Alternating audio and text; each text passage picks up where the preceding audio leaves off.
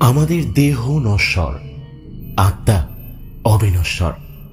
এই আত্মা যতদিন দেহে থাকে ততদিন জাগতিক চাওয়া পাওয়ার আকাঙ্ক্ষাগুলো থাকে, কিন্তু যখন সে দেহ ছেড়ে চলে যায় এই চাহিদাগুলো শেষ হয়ে যায়। তবে সব সময় সেটা যে হয় তা কিন্তু নয়। কিছু কিছু ক্ষেত্রে এই জাগতিক আকাঙ্ক্ষাগুলো দেহ ছেড়ে যাওয়া আত্মার মধ্যে সূক্ষ্মভাবে রয়ে যায়, আর তখনই শুরু হয় বিপত্তি।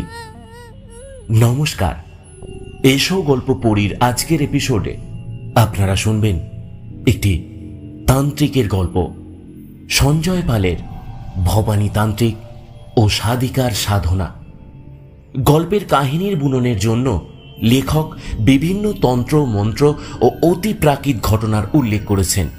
লেখক বা এসো গল্প পড়ি কোনোভাবেই কুসংস্কার ও অন্ধবিশ্বাস সমর্থন করে না। গল্প পাঠ ও পর্ব পরিচালনায় আমি প্রীতম। অন্যান্য কয়েকটি চরিত্রে অর্পিতা, নবনীতা, কুন্তল, সার্থক, শাওন ও শিবম। একটি বিশেষ চরিত্রে ইকো ফ্রেন্ডলি প্রোডাকশন চ্যানেল থেকে সাবর্ণ। পোস্টার ও সাউন্ড ডিজাইনে শাওন। শুরু হচ্ছে আজকের গল্প, সঞ্জয় পালের ভবানী তান্ত্রিক ও সাধিকার সাধনা।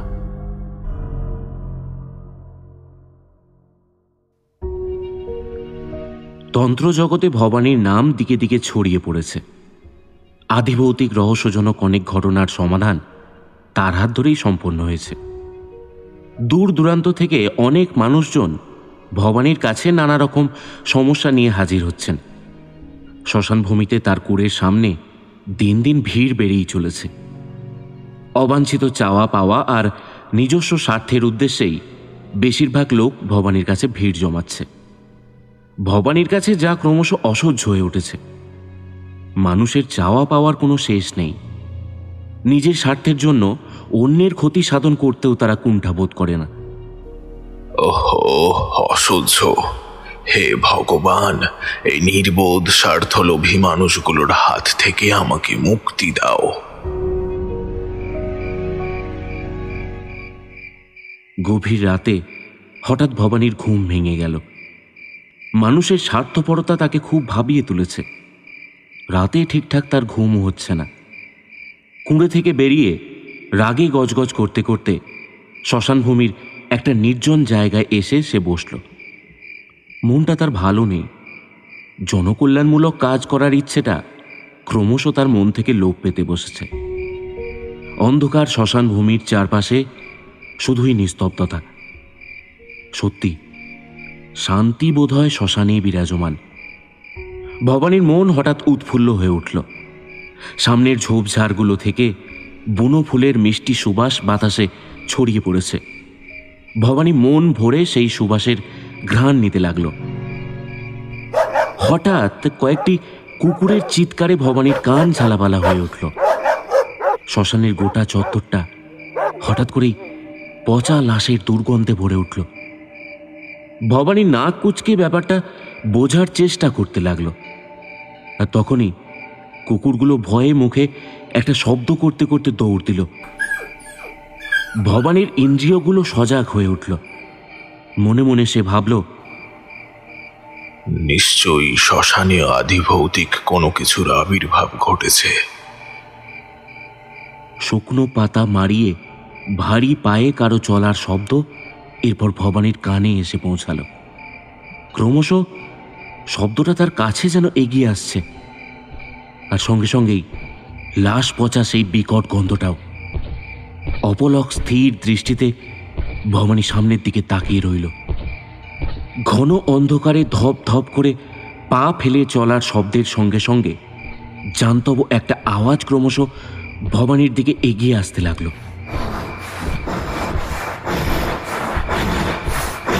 মুহূর্তে অন্ধকারটা যেন ভবানীর সামনে আরো বেশি ঘন হয়ে উঠল। পায়ের আওয়াজের সঙ্গে সঙ্গে নিঃশ্বাসের ওঠা নামার শব্দটা ক্রমশ ভবানীর পাশ কাটিয়ে এগিয়ে যেতে লাগলো। তারপরেই আওয়াজটা হঠাৎ ভয়ঙ্কর হুঙ্কারে পরিণত হলো। এরপর গড়মড় করে হাড় চিবানোর শব্দ ভবানীর কানে ভেসে এলো। গুটি গুটি পায়ে ভবানী সেই শব্দ অনুসরণ করে এগিয়ে গেল। শ্মশানভূমির যেই জায়গায় মৃত শিশুদের গোড় দেওয়া হয়, ঠিক সেই জায়গা থেকেই যেন আওয়াজটা আসছে। রুদ্রাক্ষের মালা হাতে নিয়ে ইষ্টনাম জপতে জপতে ভবানী হুঙ্কার দিয়ে বলল, কে ওখানে? সঙ্গে সঙ্গে যেন জান্তব আওয়াজটা আরো বেড়ে গেল। ভবানী আবার চিৎকার করে বলল, তুমি যেই হও না কেন, সামনে এসো। বলা মাত্রই অন্ধকারের মধ্যে ভবানীর দিকে হঠাৎ কিছু একটা উড়ে এসে লাগলো। ভবানী টাল সামলাতে না পেরে আচমকা মাটিতে পড়ে গেল। সামনে একটা মাংসপিণ্ড। ভবানীর বুঝে নিতে অসুবিধে হলো না এই মাংসপিণ্ডটা গোড় থেকে তোলা কোনো মৃত শিশুর পচা গলা শরীর। মুহূর্তে যেন ভবানীর আশেপাশে লাশ পচা গন্ধটা আরো তীব্র হলো। একটা অট্ট হাসির শব্দে শ্মশানভূমি কেঁপে উঠল।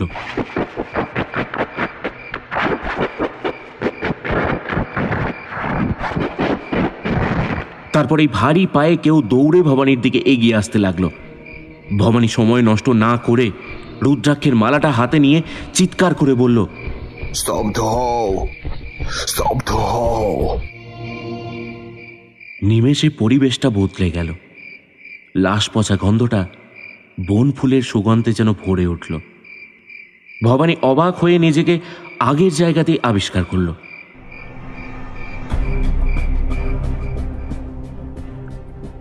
ভবানী আশ্চর্য হল, এতক্ষণ যা ঘটল তা ঠিক কি ছিল? সত্যি কি কিছু ঘটল?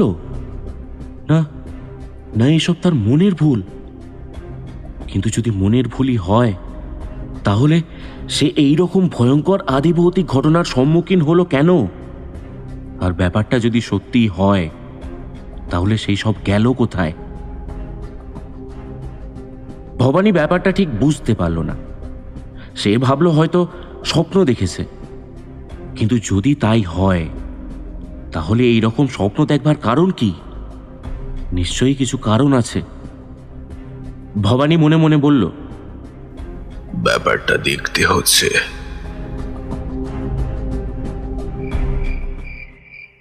অমাবস্যার গভীর রাত, নির্জন তমসাচ্ছন্ন শ্মশানভূমির পরিবেশ ভয়ঙ্কর হয়ে উঠেছে। মাঝে মাঝে রাতচরা পাখিরা কর্কশ রবে ডেকে উঠছে। শিয়াল কুকুরের দল এদিক সেদিক ঘুরে বেড়াচ্ছে। তার মধ্যে এই কোদালে হঠাৎ মাটি কাটার একটা শব্দ ভেসে এলো। শিশুদের গোড় দেওয়ার জায়গায় প্রায় নিভু নিভু আলোর একটা মোমবাতি জ্বলছে। একজন কোদালে করে মাটিতে কোপ দিয়ে সদ্য গোড় দেওয়া এক মৃত বালকের লাশ তুলছে। হঠাৎ করে সে কোদাল চালানো বন্ধ করে দিল। তারপরেই পাগলের মতো দুই হাতে করে সে মাটি আঁচড়াতে লাগলো। একটু পরেই মাটি থেকে মৃত বালকের লাশটা সে হাতে করে তুলে আনল।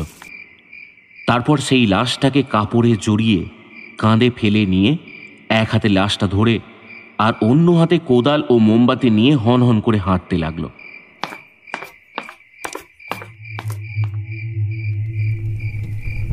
ওম হ্রিং ক্রিং চামুণ্ডায় নমঃ। ওম হ্রিং ক্রিং চামুণ্ডায়। শ্মশান লাগোয়া ভাঙা চোরা প্রায় খণ্ডর হয়ে যাওয়া একটা বাড়ি থেকে গমগমে মেয়েলি কণ্ঠে মন্ত্র ভেসে আসছে। মৃত শিশুর লাশটা নিয়ে সেই ব্যক্তি সেখানে এসে হাজির হলো। কপালে রক্ত তিলক আঁকা, রক্তবর্ণ শাড়ি পরে, আলুলায়িত কেশে গনগনে আগুনের ধ্বনির সামনে একজন মধ্যবয়স্কা মহিলা তন্ত্র সাধিকা চোখ বন্ধ করে বসে আছে। ঘমঘমে কণ্ঠে মন্ত্রোচ্চারণ করতে করতে সে আগুনের ধ্বনিতে আহুতি দিচ্ছে। ওম হ্রিং ক্রিং চামুণ্ডায় নমঃ। সাধনা করার নানান সরঞ্জাম এদিক ওদিক ছড়িয়ে আছে। লাশটা তার সামনে রেখে সেই ব্যক্তি জোরহাত করে বলল, মা, আমি আমার ছেলেকে নিয়ে এসেছি মা, আপনি কৃপা করুন মা। সাধিকা মন্ত্রোচ্চারণ বন্ধ করে চোখ খুলে তাকালো। তারপর গুরু গম্ভীর কণ্ঠে বলল, নিয়ে এসেছিস? ঠিক আছে, তোর কাজ শেষ।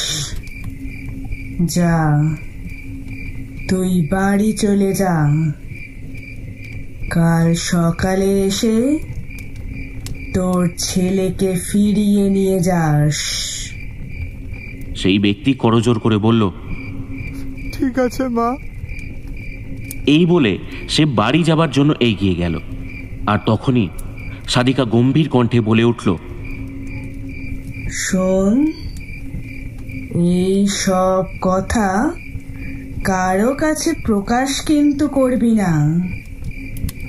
কেউ ঘুণাক্ষরেও যেন টের না পায়, তাহলে কিন্তু খুব বিপদ হবে। ব্যক্তিটি শেষবারের মতো হাত জোর করে প্রণাম জানিয়ে বলল, তাই হবে মা, এসব কথা কেউ টের পাবে না। পুরনো ভাঙা বাড়িটা হঠাৎ করে রহস্যজনক হয়ে উঠছে। মনে হচ্ছে বাড়িটাতে অনেক অদৃশ্য বাচ্চার আগমন ঘটেছে। তাদের অস্তিত্ব যেন টের পাওয়া যাচ্ছে। তাদের চলাফেরার শব্দ, গুমড়ে গুমড়ে কান্নার শব্দের সঙ্গে সঙ্গে মায়ের কাছে যাবার আকুতি সাদিকার কানে এসে পৌঁছালো। ঘমঘম কণ্ঠে মন্ত্রোচ্চারণ করতে করতে ধনির আগুনের মধ্যে শস্যদানা আহুতি দিতে দিতে সাদিকা চিৎকার করে বলতে লাগলো, যা, তোরা সব ফিরে যা, যা যা যা। আমি যাকে ডেকেছি সেই আয় একমাত্র। সঙ্গে সঙ্গে বাড়ির চারপাশে অগন্তি বাচ্চার কান্নার রোল উঠল। সাদিকার কান ঝালাপালা হয়ে উঠল। সাদিকা সামনে থাকা একটা মাটির ঘট নিয়ে তার ভিতর জল ঢেলে মন্ত্রোচ্চারণ করতে করতে সেই জল হাতে নিয়ে চারধারে ছুটতে শুরু করে দিল। সঙ্গে সঙ্গে সমবেত অদৃশ্য বাচ্চাদের পৈশাচিক চিৎকার শুরু হলো। ক্রমশ সেই চিৎকার অস্তমিত হয়ে একসময় সব শান্ত হয়ে গেল। চারধারে শুধুই নিস্তব্ধতা। ধনির সামনে থাকা সেই বালকের লাশটাকে সাদিকা একটা কুশ আসনের উপর রাখল। তারপর এক এক করে তন্ত্রাচারের কাজ শুরু করল। তারপর সব শেষে লাশটার শরীরে মন্ত্রপুত জল ছিটিয়ে দিল। তারপর তার কানের সামনে মুখ নিয়ে এসে ফিস ফিস করে মন্ত্রোচ্চারণ করতে লাগলো। হঠাৎ লাশটা নড়ে উঠল। সুতোয় টানা পুতুলের মতো ধর্মর করে সে উঠে বসল। তার ছোট্ট শরীরে তখনও মাটি লেগে আছে। উঠে বসে সে ঘোলাটে চোখে সাদিকার দিকে তাকিয়ে দাঁত কড়মড় করতে লাগলো। সাদিকা চিৎকার করে বলে উঠল, আমার সাধনা সফল হয়েছে, আমি আজ সফল হয়েছি। তারপর একটা লাল সুতো সে ছেলেটার হাতে বেঁধে অপর প্রান্তটা নিজের হাতে ধরে গভীর ধ্যানে মগ্ন হলো। হঠাৎ তীব্র লাশ পচা গন্ধ সাদিকার নাকে এসে লাগলো। সুতোটায় টান পড়তেই সে চোখ মেলে তাকিয়ে দেখল ছেলেটা উঠে দাঁড়িয়েছে। তার চোখ মুখ ভয়ঙ্কর হয়ে উঠেছে। সে মুখে একটা জান্তব আওয়াজ করার সঙ্গে সঙ্গে জোরে জোরে নিঃশ্বাস নিচ্ছে।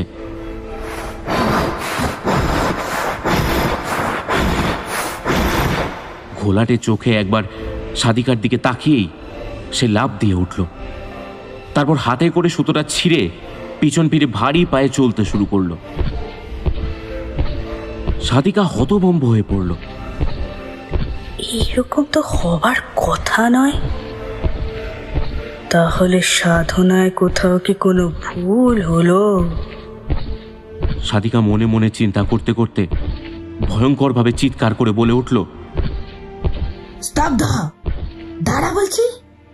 কথাটা বলা মাত্রই একটা হিসিসে হাসির আওয়াজ শোনা গেল। ছেলেটা স্থির হয়ে দাঁড়িয়ে পড়ল। পেছনে ঘাড় ঘুরিয়ে সাদিকার দিকে তাকাতেই সাদিকা ভয়ে সিটিয়ে গেল। ছেলেটির মুখের কষ বেয়ে লালা ঝরছে। ঘোলাটে চোখগুলো লাল হয়ে উঠেছে। দাঁত মুখ সব খিচিয়ে আছে। সাদিকা মিনমিনে গলায় জিজ্ঞাসা করল, কে তুই? আমি যাকে ডেকেছি তুই তো সে নয়। ছেলেটা মুখটা ঘাড়ের থেকে কিছুটা উপরে তুলে চোখ দুটো বড় বড় করে জিঘাংসা মেশানো হাসিতে ফেটে পড়ল। তারপর মুখ ফিরিয়ে শূন্যে ঝাঁপিয়ে ঝাঁপিয়ে চলতে লাগলো। সাধিকা সময় নষ্ট না করে তার সঙ্গে থাকা ত্রিশূলটা ছেলেটির দিকে ছুঁড়ে মারলেন। সঙ্গে সঙ্গে বিকট শব্দে কোথাও যেন একটা বাজ পড়ল। বিদ্যুতের ঝলকানির আলোয় সাধিকার চোখ ধাঁধিয়ে গেল। হঠাৎ একটা থাপ্পড় সাধিকার গালে কেউ যেন সজোরে কষিয়ে দিল। সঙ্গে সঙ্গে সাধিকা বনবন করে কয়েক পাক ঘুরে তীব্র যন্ত্রণাতে কোঁকিয়ে উঠল। তার মাথাটা একদিকে হেলে পড়েছে। মাথাটা কোনোভাবেই সামনে ঘোরাতে পারল না সে। অসহ্য যন্ত্রণা সহ্য করতে না পেরে শেষকালে জ্ঞান হারিয়ে ফেলল।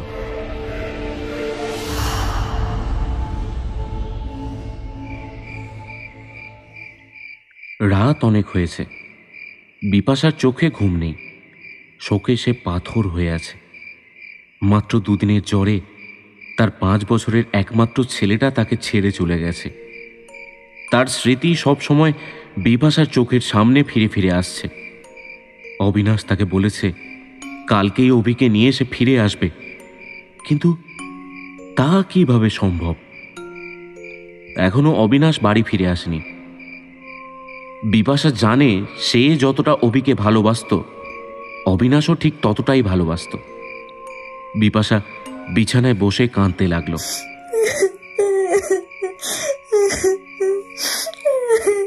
বিছানার যেই জায়গাটায় ছেলেটা ঘুমতো সেই জায়গায় পরম মমতায় হাত বুলোতে লাগলো সে।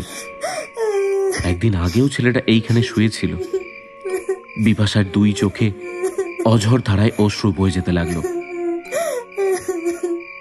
হঠাৎ বাইরে থেকে কচি গলায় কে যেন মা বলে ডেকে উঠল। মা! বিপাশা হকচকিয়ে গেল। আরে, এই যে অভির গলা! পরক্ষণে দরজা ধাক্কা দেওয়ার শব্দ তার কানে ভেসে এলো। বিপাশা ধর্মর করে বিছানা ছেড়ে উঠে দরজা খুলল।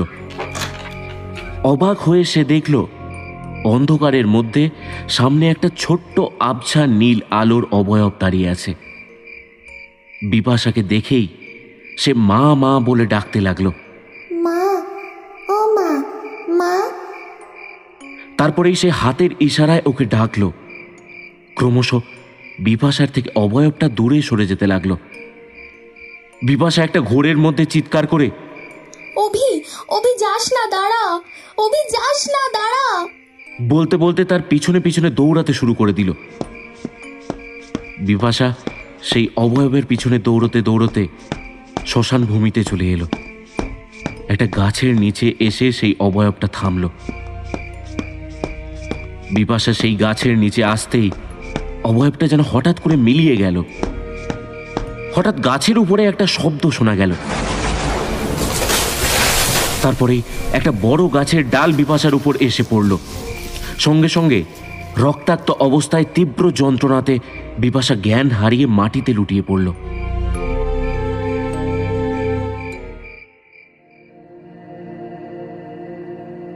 বিনা মেঘে বজ্রপাতের শব্দ শুনেই ভবানীর মন আনচান করে উঠল। শ্মশানে তার সাথে যে ঘটনা ঘটল তার সারমর্ম এখনো সে বুঝে উঠতে পারেনি। তার উপরে এই বজ্রপাত। ভবানী ঘোর অমঙ্গলের অশনি সংকেতের কথা চিন্তা করতে লাগল। রাত বোধহয় আর বেশি নেই। কুঁড়ের মধ্যে মা কালীর মূর্তির সামনে ভবানী ধ্যানে বসার জন্য প্রস্তুত হতে লাগল। আর ঠিক তখনই কুঁড়ের বাইরে কারোর পায়ের শব্দ শোনা গেল। ভবানী শুনতে পেল একজন মহিলার কাতর আর্তনাদ। ভবানী! ভবানী, আমাকে রক্ষা কর! তারপরেই কারোর মাটিতে পড়ার শব্দ শোনা গেল। ভবানী তাড়াতাড়ি কুঁড়ের বাইরে বেরিয়ে এসে দেখে একজন মহিলা আলুলায়িত কেশে রক্তবর্ণ বস্ত্র পরে উপুর হয়ে পড়ে আছে। ভবানী তাকে বলল, কে মা তুমি? তোমার এই রকম দশা কিভাবে হলো? মহিলা অতি ক্ষীণ কণ্ঠে উত্তর দিল, ভবানী, আমি তোর গুরু বোন, ভৈরবানন্দ গুরুর আমি শিষ্যা। তোর কাছে খুব বিপদে পড়ে সাহায্য চাইতে এসেছি। আমাকে এই বিপদ থেকে তুই রক্ষা কর ভবানী। গুরুদেবের নাম শুনে ভবানী যেন একটু অবাক হলো। গুরুদেবের যে কোনো শিষ্যা ছিল তা ভবানী বিন্দুমাত্র জানত না। ইতিমধ্যে সেই মহিলাকে ভবানী কুঁড়ের ভিতরে অতি সাবধানে নিয়ে গিয়ে চৌকির ওপর শুইয়ে দিয়েছে। তার সঙ্গে থাকা কাপড়ের ঝোলাটা ভবানী যত্ন সহকারে রেখেছে। মহিলার অবস্থা দেখে ভবানী আঁতকে উঠেছে। মাথাটা তার প্রায় পিছন দিকে ঘুরে গেছে, গালের বাঁ দিকের মাংসও প্রায় নেই। মহিলা চৌকিতে শুয়ে যন্ত্রণাতে কাতরাতে লাগল। ভবানী বুঝতে পারল এই মহিলা কোনো আদি ভৌতিক ঘটনার সম্মুখীন হয়েছে, আর যার ফলেই তার এই রকম দশা। কিন্তু ঘটনাটা ঠিক কি? রাত্রে তার সাথে ঘটা ঘটনা আর বিনা মেঘে বজ্রপাত হওয়ার সঙ্গে এই মহিলার কি কোনো যোগসূত্র আছে? কেনই বা তার এই রকম অবস্থা হলো? ভবানী মনে মনে এই প্রশ্নগুলোর উত্তর খুঁজতে লাগল। ভবানী মহিলার সেবা যত্ন শুরু করে দিল। গাছের জড়িবুটি বেটে ক্ষতস্থানে লাগিয়ে দিল। বোধহয় মহিলা একটু আরাম পেয়েছে, সে অঘরে ঘুমিয়ে পড়েছে। ভবানী ঠিক করল ডাকিনীকে ডেকে সমস্ত কিছুর খোঁজ খবর নেওয়ার। কিন্তু হঠাৎ করেই বাইরে থেকে পাখিদের কিচিরমিচির ডাকের শব্দ ভেসে এলো। ভবানী বুঝতে পারল আর রাত নেই, ভোর হয়ে গেছে, সুতরাং ডাকিনীকে আর ডাকা যাবে না।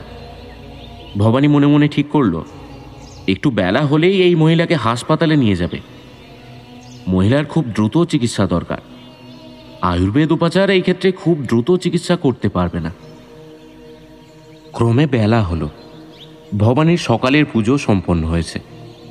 বোধহয় মহিলা ঘুম থেকে উঠেছে। ক্ষীণ কণ্ঠে সে ভবানীকে কাছে ডাকল। ভবানী তার কাছে গিয়ে বলল,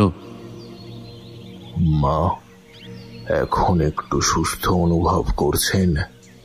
মহিলা কাতর স্বরে বলল, খুব কষ্ট রে ভবানী, খুব কষ্ট। কথাটা শুনেই ভবানী বলল, চিন্তা করবেন না, এখনই আমি আপনাকে হাসপাতালে পাঠানোর ব্যবস্থা করছি। একদম না, আমাকে সুস্থ একমাত্র তুই করতে পারবি।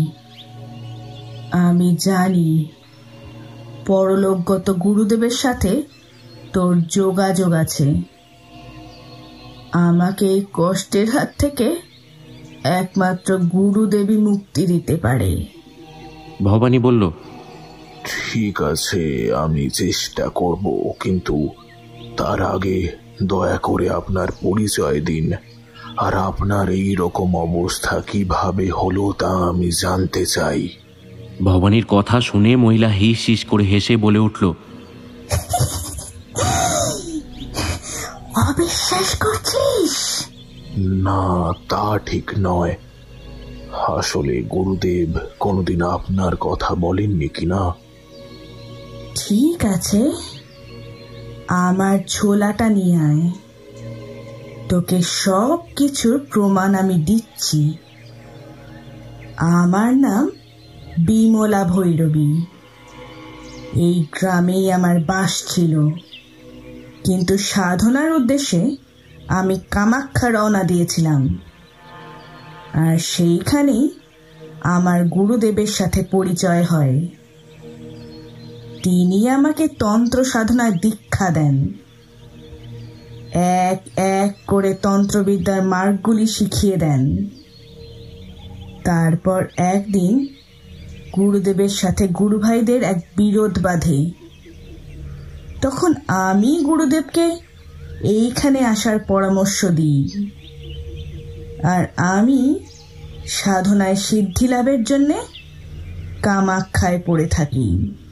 এই বলে বিমলা ভৈরবী তার ঝোলা থেকে গুরুদেব ভৈরবানন্দের একটা কাঁচে বাঁধানো ছবি বের করে ভবানীকে দেখিয়ে বলল, ভবানী, দেখ তো গুরুদেবকে চিনতে পারিস কিনা?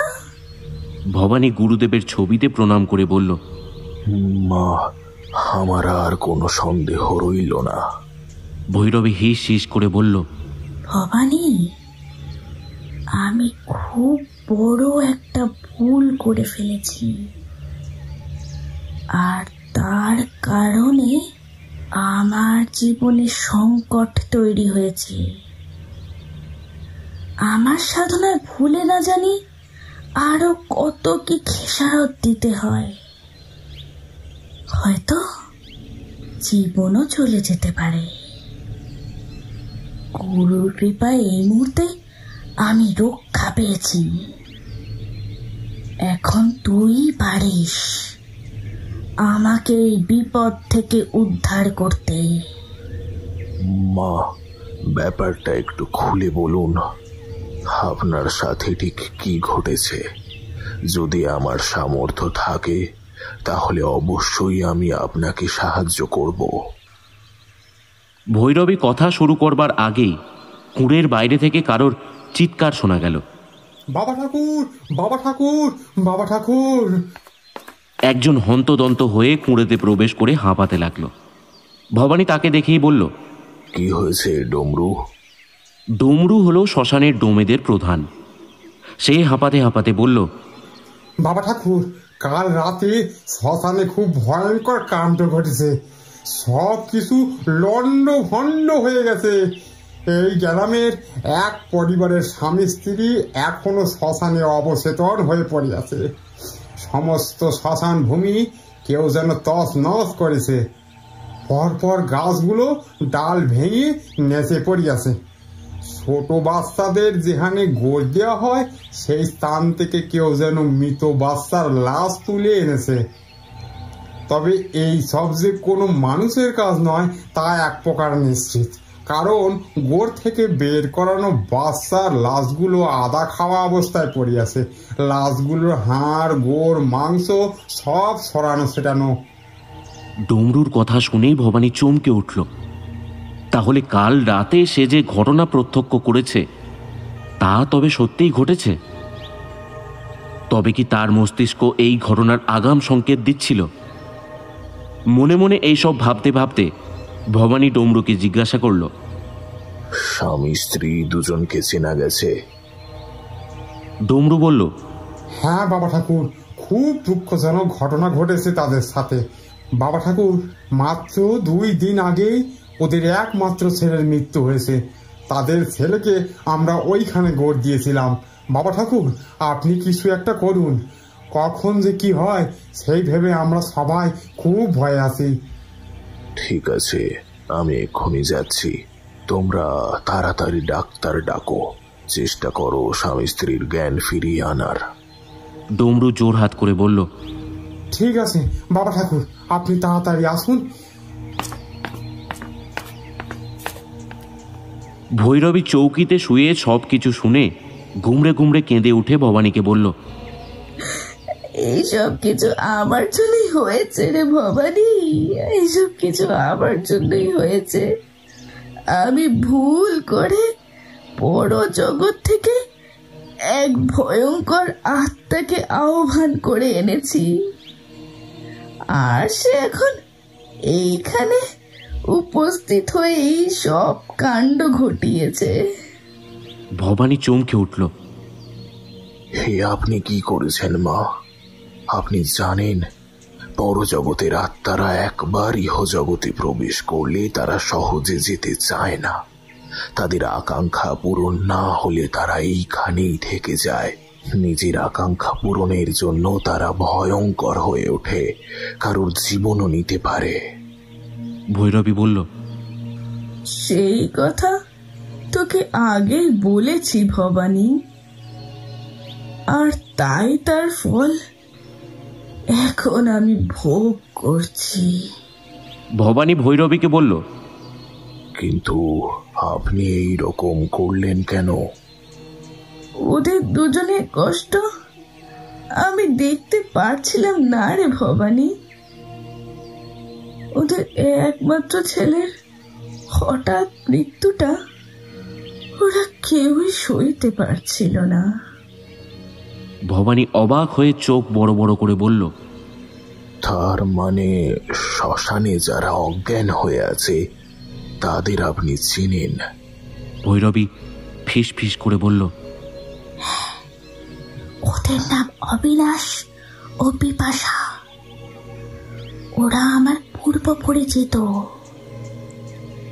আমার সাধনার পরীক্ষা করতে এবং ওদের ছেলেকে বাঁচানোর উদ্দেশ্যে আমি মহামৃত্যুঞ্জয় মন্ত্রে আরাধনা করে ওদের ছেলের আত্মাকে আহ্বান জানিয়েছিলাম। সবকিছু ঠিকঠাকই ছিল, কিন্তু কোথায় যে কি ভুল হলো তা আমি বুঝতে পারিনি। বড় জগৎ থেকে সেই ছেলের আত্মার বদলে এক ভয়ঙ্কর আত্মা এসে হাজির হয়েছে। তার মধ্যে তীব্র জিঘাংসা। তার ক্ষমতা আমি রোধ করতে পারিনি। সে আমাকে দৈহিক আঘাত করে এই অবস্থা করেছে। এখন সে পুরোপুরি নিজের শক্তি প্রাপ্ত করে এই জগতে ঘুরে বেড়াচ্ছে। ভবানী মাথায় হাত দিয়ে বসে পড়ল, তারপর বলল, হে ভগবান, হে আপনি কি করেছেন মা? এই গ্রামের প্রত্যেক মানুষের আপনি বিপদ ডেকে এনেছেন। এখন তার হাত থেকে সবাই নিস্তার পাবে কিভাবে তা গুরুদেবই জানেন।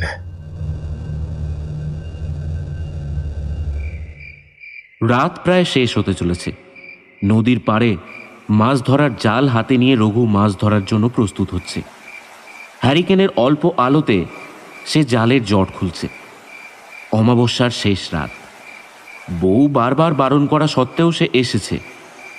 হাতে একটা পয়সাও নেই। সংসারের খরচাপাতি চলবে কিভাবে? তার উপর ছেলের পড়াশোনা চালানোর খরচ। কি যেন একটা বই কিনতে হবে, প্রায় 105 টাকা দাম। হাতে কোনো কাজ নেই, তাই আর বাড়িতে বসে থাকা গেল না। নদীতে চুনো পুটি যা পাওয়া যায় তা বেচেই বইটা কিনতে হবে। রঘু গুনগুন করে গান গাইতে গাইতে আপন খেয়ালে জালের জট খুলতে লাগলো। হঠাৎ নদীর জলে কারো চলার শব্দ তার কানে ভেসে এলো। রঘু মাথা তুলে নদীর দিকে তাকালো। আওয়াজটা হঠাৎ বন্ধ হয়ে গেছে। রঘু ভাবল হয়তো কুকুর টুকুর জলে নেমেছে। সে আবার জালের জট খুলতে ব্যস্ত হয়ে পড়ল।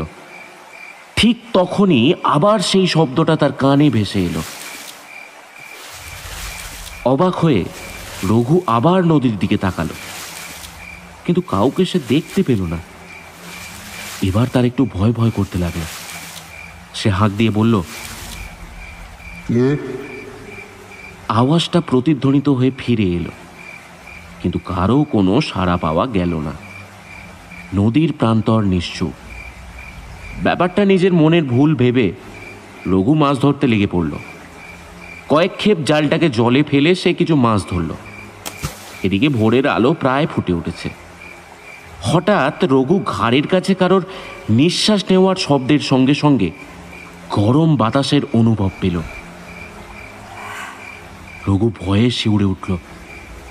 সে পিছন ফিরে আবার বলে উঠল, কে তুমি? সামনে এসো।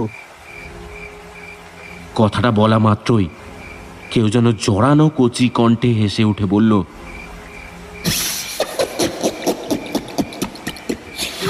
বাবা, আমি। রঘু আওয়াজটা শুনেই দরদর করে ঘামতে লাগলো। ভয়ে তার নাকের পাশটা ফুলে উঠল। সে কার গলা শুনছে? পেছনে তাকিয়ে সে দেখল একটা বাচ্চা ছেলে অদ্ভুতভাবে ঝাঁপিয়ে ঝাঁপিয়ে তার দিকে এগিয়ে আসছে। রঘু ছেলেটার চলা দেখেই ভয়ে আটকে উঠে তোতলাতে তোতলাতে বলল, ছুটকন, কিভাবে সম্ভব? তোকে তো আমি নিজে হাতে। রঘুর কথা শেষ হওয়ার আগেই নদীর চত্বরে কচি গলার জিঘাংসা মেশানো ঘর ঘরে অট্ট হাসির শব্দ প্রতিধ্বনিত হতে লাগলো।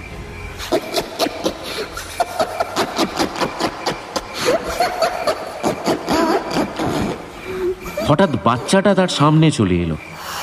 বাচ্চাটাকে দেখেই রঘু ভয়ে কাঁপতে লাগলো। বাচ্চাটার দু গালের কষ বেয়ে লালা ঝরছে। ভয়ঙ্করভাবে তার ঘাড়টা একদিকে কাত হয়ে আছে।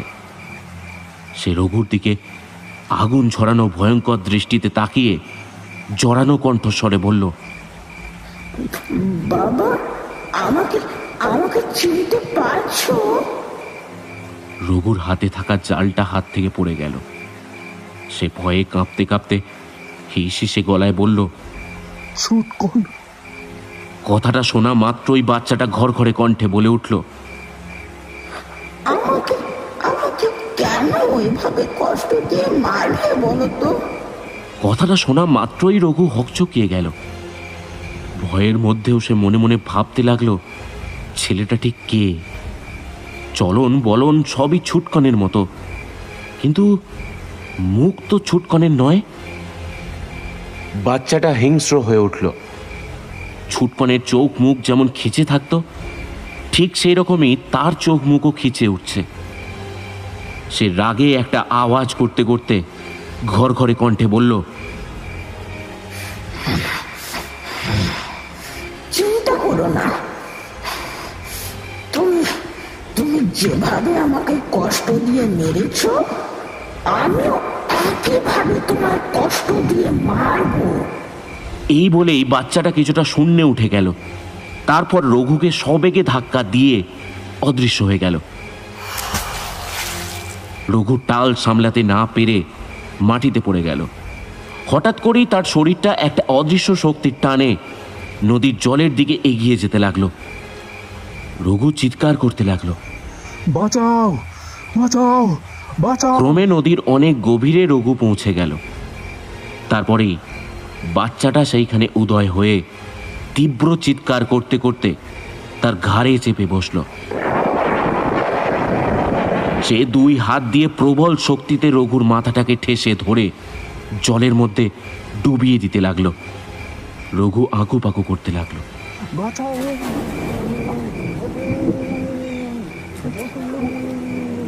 তার গোটা শরীর থরথর করে কেঁপে উঠে ছটফট করতে লাগলো। আর ঠিক তখনই কেউ গম্ভীর কণ্ঠে বলে উঠল, একজন কালো আলখাল্লা পরে থাকা সাধু হাতে চিমট নিয়ে গভীর জলে উদয় হয়েছে। চিমটে করে রঘুর ঘাড়ে বসে থাকা বাচ্চাটাকে তিনি খুব জোরে আঘাত করলেন। সঙ্গে সঙ্গে কচি গলার কান ফাটানো আর্তনাদে চারিদিক কেঁপে উঠল। বাচ্চাটা ভয়ঙ্কর তীব্র দৃষ্টিতে সেই সাধুর দিকে তাকিয়ে থেকে আর্তনাদ করতে করতে বাতাসে মিলিয়ে গেল। রঘু জল থেকে মুখ তুলে নিয়ে খাবি খেতে লাগলো। তার শ্বাসনালীতে জল প্রবেশ করেছে। তীব্রভাবে কাশতে কাশতে সে প্রায় অবচেতন হয়ে পড়ল। সাধু তাকে জল থেকে উঠিয়ে নদীর পাড়ে আনলেন। তারপর ঝনঝন করে চিমট বাজিয়ে জয় তারা বলতে বলতে অদৃশ্য হয়ে গেলেন। জয় তারা, জয় জয় তারা।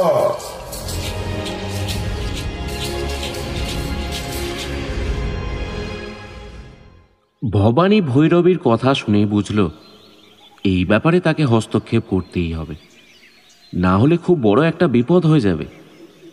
ওই বাচ্চার ছদ্মবেশে এখন কোন আত্মা এসে উপস্থিত হয়েছে কে জানে।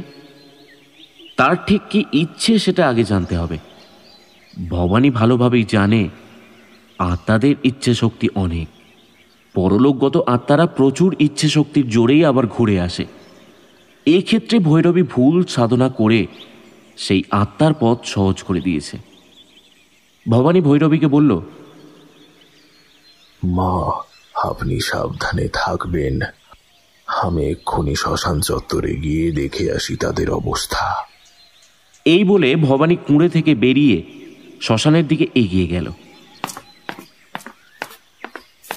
ডমরু যা বলেছে সব হুবহু মিলে যাচ্ছে।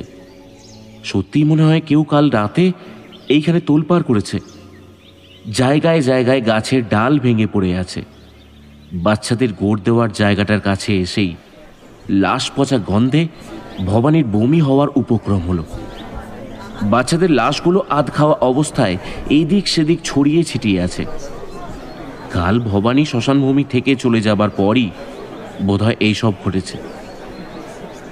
একটু এগিয়েই ভবানী কয়েকজনের জটলা দেখতে পেল। ডমরু সেইখান থেকে বেরিয়ে এসে ভবানীর সামনে হাত জোর করে দাঁড়ালো। আসুন বাবা ঠাকুর, ওই দুইজনের জ্ঞান ফিরেছে, এখনো তারা নির্বাক হয়ে আছে, আমাদের প্রশ্নের কোনো উত্তর দিচ্ছে না। ভবানী জটলা সরিয়ে সামনে এগিয়ে দেখল স্বামী স্ত্রী দুইজনে আলুথালু বেশে বসে আছে। তাদের চোখে মুখে ভয়ের উৎকণ্ঠা। ভবানী একটু গম্ভীর স্বরে তাদের বলল, তোদের নাম অবিনাশ আর বিপাশা, তাই না?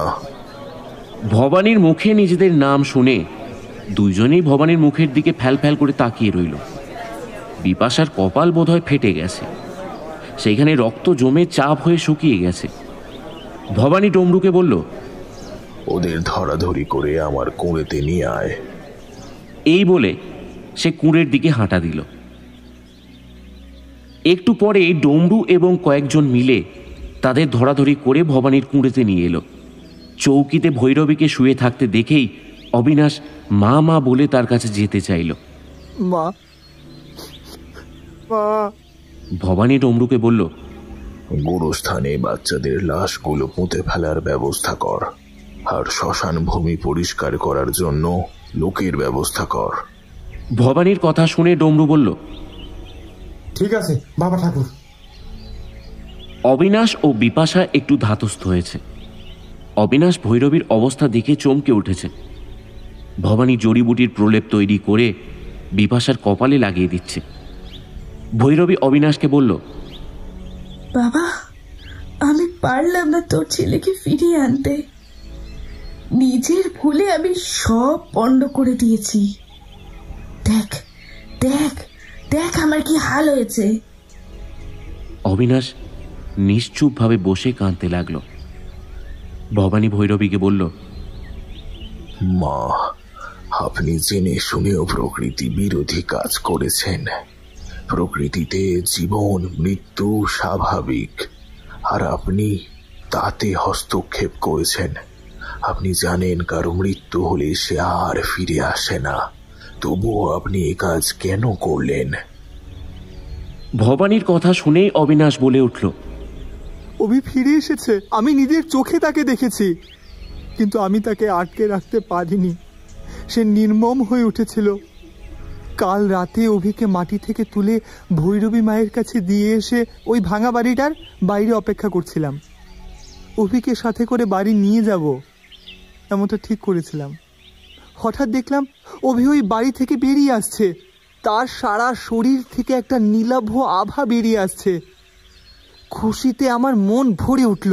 আমি দৌড়ে তার দিকে অভি অভি বলে এগিয়ে গেলাম, কিন্তু সামনে গিয়ে ভয়ে শিউরে উঠলাম। অভির কি হাল!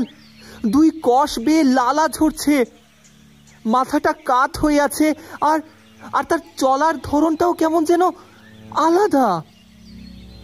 আমি সামনে আসতেই সে মুখ দিয়ে কেমন একটা গড় গড় শব্দ বের করে আমার পাশ কাটিয়ে এগিয়ে গেল। আমি তার পিছু পিছু অভি অভি বলে দৌড়ুতে লাগলাম, কিন্তু কিছুতেই তার নাগাল পাচ্ছি না। সে শ্মশানের দিকে এগিয়ে গেল, আমিও পিছু পিছু শ্মশানে হাজির হলাম। হঠাৎ করেই সে স্থির হয়ে পিছু ঘুরে আমার দিকে ভয়ালো দৃষ্টিতে তাকিয়ে রইল। আমিও স্থির হয়ে তার দিকে ভয়ে ভয়ে তাকিয়ে রইলাম। তারপর বললাম, বাবা আয় আয় আমার কাছে, আমরা বাড়ি যাব একসাথে। সাথে সাথে সে অট্ট হাসিতে ফেটে পড়ল। তারপর মাটি থেকে শূন্যে উঠে আমার দিকে ধেয়ে এসে ধাক্কা দিল আমায়। সজোর ধাক্কায় আমি মাটিতে পড়ে গেলাম। হঠাৎ বুকের মধ্যে প্রচন্ড চাপ অনুভব করতে লাগলাম। আমি দেখলাম সে আমার বুকে এসে বসে আছে। কান ফাটানো চিৎকার করে সে আমার গলা টিপে ধরল, আর তৎক্ষণাৎ শুনলাম কেউ যেন গভীর কণ্ঠে বলে উঠল, জয় তারা। দেখলাম কালো আলখাল্লা পরে থাকা একজন সাধু এসে উপস্থিত হয়েছে। তার হাতে একটা চিমট। সে সহসা আমার বুকে বসে থাকা অভির মাথাতে সজোরে আঘাত করল। সাথে সাথে সে তীব্র চিৎকার করে আর্তনাদ করতে করতে মাটিতে মিলিয়ে গেল। তারপর আর আমার কিচ্ছু মনে নেই। ওরে, ও অভি ছিল না, অভির শরীরে অন্য কেউ ছিল। বিপাশা ভৈরবীর কথা শুনে ফুপিয়ে কাঁদতে কাঁদতে বলল, না না, ও অভি ছিল। আমি তাকে স্পষ্ট দেখেছি। সে আমাকে মা বলে ডেকেছে, কিন্তু আমি ওকে ধরে রাখতে পারিনি। আমি ওকে ধরার জন্য ওর পিছু পিছু দৌড়াতে থাকি। শেষে একটা গাছের নিচে এসে ও স্থির হয়। আমি সেখানে আসতেই ও অদৃশ্য হয়ে গেল। আর তখনই দেখি গাছের ওপর থেকে একটা ভাঙা ডাল সহসা আমার দিকে নেমে এলো। আর তখনই দেখলাম একজন কালো কাপড় পরা সাধু সেখানে গাছের ডালটা ধরে নিল। তারপর আমার আর কিছুই মনে নেই। দুজনের কথা শুনে ভবানী ও ভৈরবী চমকে উঠল। তারা যে সাধুর কথা বলছে তার সাথে গুরুদেবের হুবহু মিল আছে। গুরুদেবও কালো আলখাল্লা পরতেন এবং হাতে চিমট নিয়ে থাকতেন। ভবানী দৌড়ে চিমট রাখার জায়গায় গিয়ে দেখল ওখান থেকে চিমটটা উধাও হয়ে গেছে। ভবানী বুঝতে পারল গুরুদেবী অবিনাশ এবং বিপাশাকে বাঁচিয়েছে। গুরুদেবের উদ্দেশ্যে প্রণাম করল সে। তারপর মুখে বিড়বিড় করে গুরু প্রণাম মন্ত্র জপ করতে লাগল। अखंड मंडलाकारं व्याप्तं येन चराचरं तत्पदं दर्शितं येन तस्मै श्री गुरवे नमः। अज्ञानतिमिरन्धस्य ज्ञानाञ्जन शलाकया चक्षुरुन्मीलितं येन तस्मै श्री गुरवे नमः। गुरु ब्रह्मा गुरु विष्णु गुरुदेव महेश्वर गुरुरेव परं ब्रह्म तस्मै श्री गुरवे नमः। সূর্যের আলো চোখে পড়তেই রঘু চোখ মেলে তাকালো। নির্জন নদী প্রান্তরে কতক্ষণ অজ্ঞান হয়ে পড়েছিল তা বুঝতে পারল না সে। ছুটকনের জন্য তার মনটা হু হু করে উঠল। নিজের বিকলাঙ্গ ছোট ছেলেটাকে সে সত্যিই নির্মমভাবে হত্যা করেছে। যন্ত্রণা থেকে পরিত্রাণ দেওয়ার জন্যই সে ওকে এই পৃথিবী থেকে মুক্তি দিয়েছে। আজ সেই অপরাধ বোধটা তাকে কুড়ে কুড়ে খাচ্ছে। জন্ম থেকে জড় মস্তিষ্ক ছেলেটা ওকে খুবই ভালোবাসত, কিন্তু সে নিজে ওর সাথে বিশ্বাসঘাতকতা করেছে। বড় ছেলে স্ত্রী ও ছুটকনকে নিয়ে তার অভাবের সংসার ছিল। দিন দিন ছুটকন আরো অস্বাভাবিক হয়ে উঠছিল। অনবরত মুখ দিয়ে লালা ঝরত, সঙ্গে সঙ্গে মুখ চোখ খিচে থাকত। হাঁটাচলা করতে পারত না, ঝাঁপিয়ে ঝাঁপিয়ে অনেক কষ্টে চলাফেরা করত। অভাবের সংসারে দুবেলা দুমুঠো খাবারই সে জোটাতে পারত না। তার উপর ছুটকনের চিকিৎসার খরচা। ব্যতিব্যস্ত হয়ে পড়েছিল। চোখের সামনে ছুটকনের কষ্ট আর সহ্য হচ্ছিল না ওর। তাই সে ছুটকনকে চিরতরে মুক্তি দেবে বলে ঠিক করে। এখনো রঘুর সেই দিনটার কথা স্পষ্ট মনে আছে।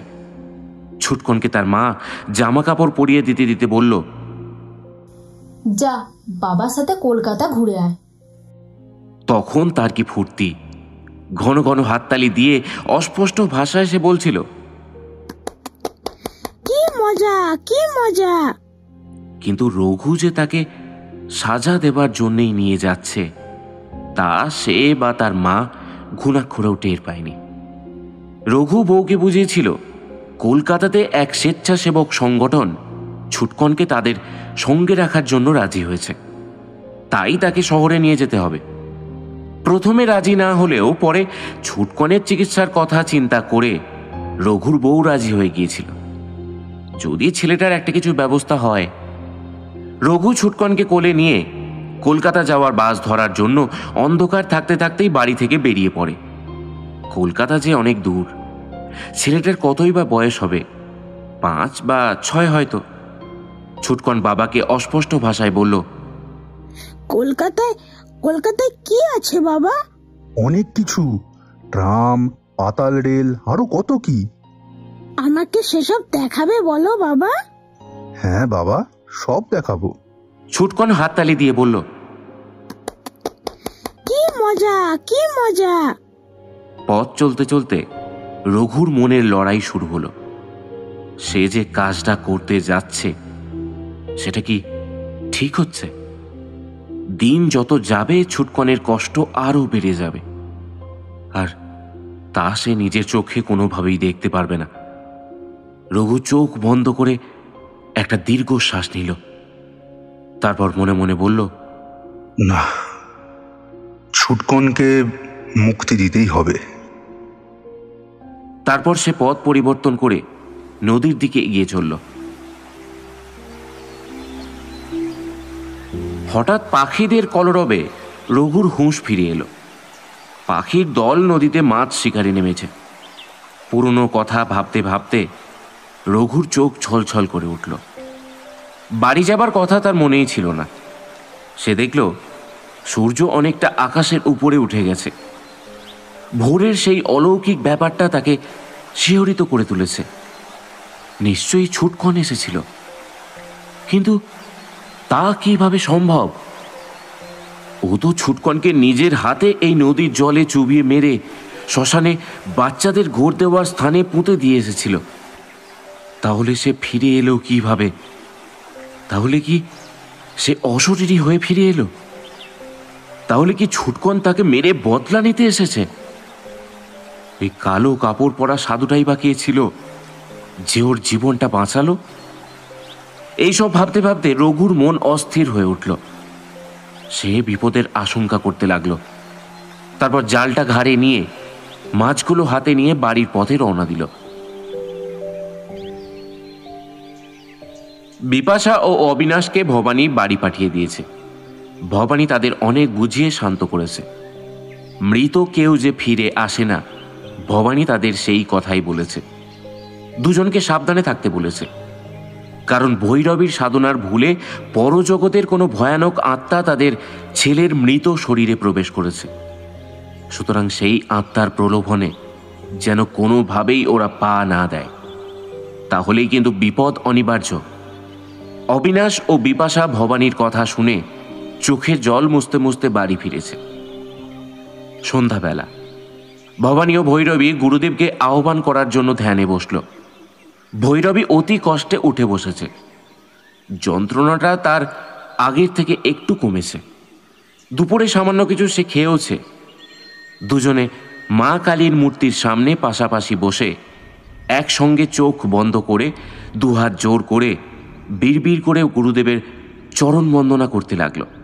ওম গুরু তব কৃপাহি কেবলম, ওম গুরু তব চরণম শরণম, ওম গুরু তব। ক্রমে ভবানীর কুঁড়েটা নড়ে উঠল। আসবাবপত্রগুলো এদিক সেদিক হতে লাগলো। ভবানী একটু আশ্চর্য হলো। এরকম তো হওয়ার কথা নয়। এর আগে সে গুরুদেবকে যতবার আহ্বান করেছে সবসময় তিনি শান্তভাবে এসেছেন, কিন্তু আজ তিনি এই রকম উপদ্রব করছেন কেন? তাহলে কি তিনি খুব কুপিত হয়েছেন? মনে মনে ভবানী কথাগুলো ভাবতে ভাবতে জোরহাত করে বলল, গুরুদেব, আপনি এসেছেন। সঙ্গে সঙ্গে কুঁড়ের মধ্যে জোরে জোরে কারোর নিঃশ্বাস নেওয়ার শব্দ শুনতে পাওয়া গেল। খুব জোরে চড় মারার একটা শব্দ ভবানীর কানে ভেসে এলো। ভবানী ভৈরবীর দিকে তাকিয়ে দেখল সে মাটিতে মুখ থুবড়ে পড়ে আর্তনাদ করছে। হঠাৎ তীব্র হুঙ্কারে কুঁড়েটা কাঁপতে লাগলো। ভবানী দেখল গুরুদেব সামনে দাঁড়িয়ে আছেন। তার চোখ জোড়া রাগে লাল টকটকে হয়ে উঠেছে। তিনি মাটিতে পড়ে থাকা ভৈরবীর দিকে অগ্নি দৃষ্টিতে তাকিয়ে বললেন, মহাপাতকী, তুই আমার শিষ্যা হয়ে এইরূপ ধৃষ্টতার কাজ করিস? তুই জানিস না জন্ম মৃত্যু প্রকৃতির নিয়ম? তোরা এত বড় সাহস যে তুই সেই নিয়মের তোয়াক্কা না করে প্রকৃতি বিরোধী কাজ করিস? জানিস না তন্ত্রে প্রকৃতি বিরোধী কাজ করা কি ভয়ানক? তবু তুই ওই পথে গিয়েছিস। ভৈরবী মাটি থেকে উঠে বসে জোরহাত করে ফুঁপিয়ে ফুঁপিয়ে কাঁদতে কাঁদতে বলল, গুরুদেব, গুরুদেব, আমার ভুল হয়ে গেছে গুরুদেব। কথাটা বলা মাত্রই গুরুদেব তীব্র হুঙ্কার দিয়ে বললেন, ভুল? এইটাকে তুই ভুল বলিস? তুই জেনে শুনে নিজের শক্তি পরীক্ষার জন্য এই কাজ করেছিস। তুই জানিস না যে কোনো শিষ্য শিষ্যার ভুল কাজের ভার গুরুদেবকে নিতে হয়? তোর জন্য আমি মরেও শান্তি পাইনি। তোর ভুল শোধরানোর জন্য আমাকে এই অশরীরী শরীর নিয়েও কষ্ট করতে হচ্ছে। তোকে আমি শেষবারের মতো সাবধান করছি, যেসব কাজ তোর মস্তিষ্কের চিন্তার বাইরে সেই সব কাজ করবি না। কাল সকালেই তুই এই জায়গা ছেড়ে কামাখ্যা চলে যাবি। তুই মানুষের চাওয়া পাওয়ার ব্যাপারে ওয়াকিবহাল নোস। তুই নিজের অজান্তে যে কাণ্ড ঘটিয়েছিস তার খেসারত আমাকেই দিতে হবে। তুই চলে যা এখান থেকে। কামাখ্যায় গিয়ে গুপ্ত সাধনা কর, ওইটাই তোর ভালো কাজ। এই বলে গুরুদেব ধীরে ধীরে মিলিয়ে গেলেন। ভৈরবী গুরুদেবের কথা শুনে কাঁদতে লাগলো। হঠাৎ তার অনুভব হলো তার শরীরের যন্ত্রণাটা একদম উধাও হয়ে গিয়েছে। কাত হয়ে থাকা মাথাটা সোজা হয়ে গেছে। মাথাটা ডায়ে বায়ে ঘুরিয়ে দেখল সে, সব স্বাভাবিক। উচ্চস্বরে কাঁদতে কাঁদতে ভৈরবী বলে উঠল, গুরুদেব, আপনার অসীম কৃপা। আপনি ঠিকই বলেছেন, এই জায়গা আমার নয়। আমি কালকে এই জায়গা ছেড়ে কামাখ্যায় পাড়ি দেব। ভবানী ভৈরবীর স্বাভাবিক হয়ে ওঠা দেখে আশ্চর্য হয়ে বলতে লাগলো, ওই গুরুদেবাহ বিদ্মহে চৈতন্য রূপায় ধীমহি তন্ন গুরু প্রচোদয়াৎ। ওং ওং নমঃ ওং ওং। গভীর রাত, ভবানীর চোখে ঘুম নেই। গুরুদেবের কথাগুলো সে চিন্তা করছে।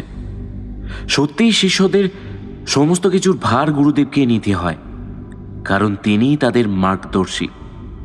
কোনো ভুল মার্গে পদার্পণ করলে তাহা গুরুদেবের কষ্টের কারণ হয়ে ওঠে। ইতিমধ্যে ভৈরবী গোছগাছ করে নিয়েছে। ভোরে উঠেই সে কামাখ্যার পথে রওনা দেবে।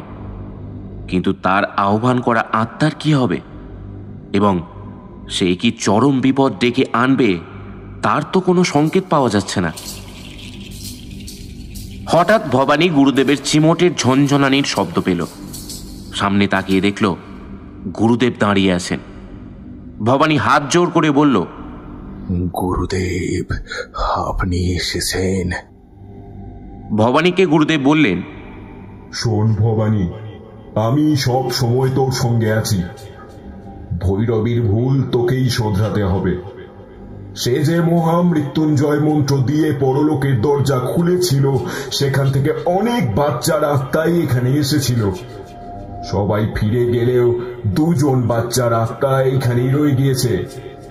তার মধ্যে একজন ওই শিশুর শরীর কবজা করে আছে, আর যাকে ভৈরবী আহ্বান করেছিল সে নিজের শরীর কবজা করতে না পেরে অশরীরী হয়ে বিচরণ করছে। দুজনেরই ইচ্ছে শক্তি প্রবল। তাদের ইচ্ছে পূরণ না হলে তারা কেউই এই জগৎ ছেড়ে যাবে না। তাদের সেই ইচ্ছেই হলো শক্তি। সুতরাং তোকে তাদের সেই ইচ্ছে প্রথমে খুঁজে বের করতে হবে এবং সেই ইচ্ছেকেই হাতিয়ার করে তাদের দুর্বল করে পরলোকে পাঠাতে হবে। ইতিমধ্যে তারা তাদের ইচ্ছে পূরণের কাজ শুরু করে দিয়েছে, কিন্তু আমি ওদের বাধা দিয়েছি। এরপর আমার পক্ষে বাধা দেওয়া সম্ভব নয়, কারণ আমার মুক্তি আসন্ন। খুব দ্রুত আমি এই দশা থেকে মুক্তি পাচ্ছি। সুতরাং তোকে এই ব্যাপারটায় হস্তক্ষেপ করতে হবে ভবানী। মনে রাখবি, এখানে কিন্তু কয়েকজনের জীবনের আশঙ্কা রয়েছে। তাদের তোকে রক্ষা করতে হবে। ভৈরবীকে আমি এই সব কাজ থেকে বিরত করেছি, কারণ ও দুনিয়ার নিয়ম জানে না। খুব আবেগপ্রবণ, কখন যে কি করে বসবে তার কোনো ঠিক নেই। তাই ওকে সুস্থ করে দিয়ে কামাখ্যায় যেতে বলেছি। ভবানী বলল, আমি জানি গুরুদেব, এখন আপনি পথ দেখান কিভাবে আমি এই কাজ সম্পন্ন করব। ভবানীর কথায় গুরুদেব বললেন, শোন ভবানী, শিশু মনের আকুতি। একজনের ইচ্ছে তার নিজের মাকে নিয়ে যাওয়ার, আর একজনের ইচ্ছে তার হত্যাকারীর জীবন নেওয়ার। মনে রাখবি, দুজনকে কিন্তু আলাদা আলাদা ভাবে কৌশল করে বড় জগতে পাঠাতে হবে। কোনো জোর জুলুম চলবে না। ওদের বোঝাতে হবে তাদের ইচ্ছেরও হক আছে। মনে রাখবি, তারা ইচ্ছা পূরণের যত কাছে পৌঁছাবে তাদের ইচ্ছা শক্তি তত দুর্বল হবে, আর তখনই তোর কাজ শুরু হবে। গুরুদেব, আমার আরো কয়েকটা প্রশ্ন আছে। জিজ্ঞাসা কর, কারণ এরপর তুই আমাকে আর পাবি না। আপনি বললেন 2 জন বাচ্চার আত্মাই এখানে আছে, তাহলে কি ওরাই গোড় থেকে শিশুদের লাশগুলো বের করিয়ে খেয়ে ছড়িয়ে ছিটিয়েছে? ভুল। ওদের একটাই লক্ষ্য, ওরা এসব কাজ করেনি। আসলে ভৈরবী যখন তন্ত্র সাধনা করেছিল, তখন সেই তন্ত্রের প্রভাবে যেসব বাচ্চার আত্মা পরলোক থেকে উঠে এসেছিল, তারা তাদের মৃত শরীরকে অবলম্বন করে মাটি থেকে উঠে এসেছিল, এবং তারা পরে চলে গেলে তাদের মৃত শরীর ওইখানেই পড়ে রয়ে যায়। পরে কুকুর শেয়ালের দল এসে তাদের মৃত শরীরগুলো খেয়ে ছড়িয়ে ছিটিয়ে দেয়। গুরুদেব, আমার শেষ প্রশ্ন। আপনি বললেন এদের একজনকে হত্যা করা হয়েছে, কিন্তু কে বা কি জন্য তাকে হত্যা করেছে, আর সে কেনই বা নিজের শরীর ছেড়ে অন্যের শরীর কবজা করেছে? খুব মর্মান্তিক ঘটনা রে ভবানী। বাচ্চাটাকে তার নিজের বাবা খুন করেছে, কারণ সে জন্ম থেকেই বিকলাঙ্গ ছিল। সে চুপি সারে বাচ্চাটিকে খুন করে শ্মশানের গোড় দেওয়ার জায়গায় পুঁতে দিয়েছিল। অনেক আগে এই ঘটনাটা ঘটেছে, তার শরীরের আর কোনো কিছু অবশিষ্ট নেই, তাই সে অন্য শরীর কবজা করেছে। এই ঘটনা কিন্তু এই গ্রামেই ঘটেছে, তোকে সেটা খুঁজে বের করতে হবে। আমার সাথে তোর এই শেষ দেখা, এরপর তুই আর আমাকে পাবি না। সব সময় সৎ পথে চলবি, জনকল্যাণকর কাজে এগিয়ে আসবি। আমার এই শেষ কথাটা সব সময় মনে রাখবি। আমার মুক্তির সময় আসন্ন, এবার আমাকে যেতে হবে। মুহূর্তে চারিদিকে চন্দনের সুগন্ধ ছড়িয়ে পড়ল। অশরীরী গুরুদেবের চারিদিকে জলজলে তারাবাতির মতো মিটিমিটি আলো জ্বলে উঠল। গুরুদেব ভবানীকে বললেন, ওরে ওরে ভবানী, আমার মুক্তি হলো রে। তোকে সাক্ষী রাখার জন্যই আমি তোর কাছে এসেছিলাম। খুব ভালো থাকিস। আমার আশীর্বাদ সব সময় তোর সঙ্গে থাকবে।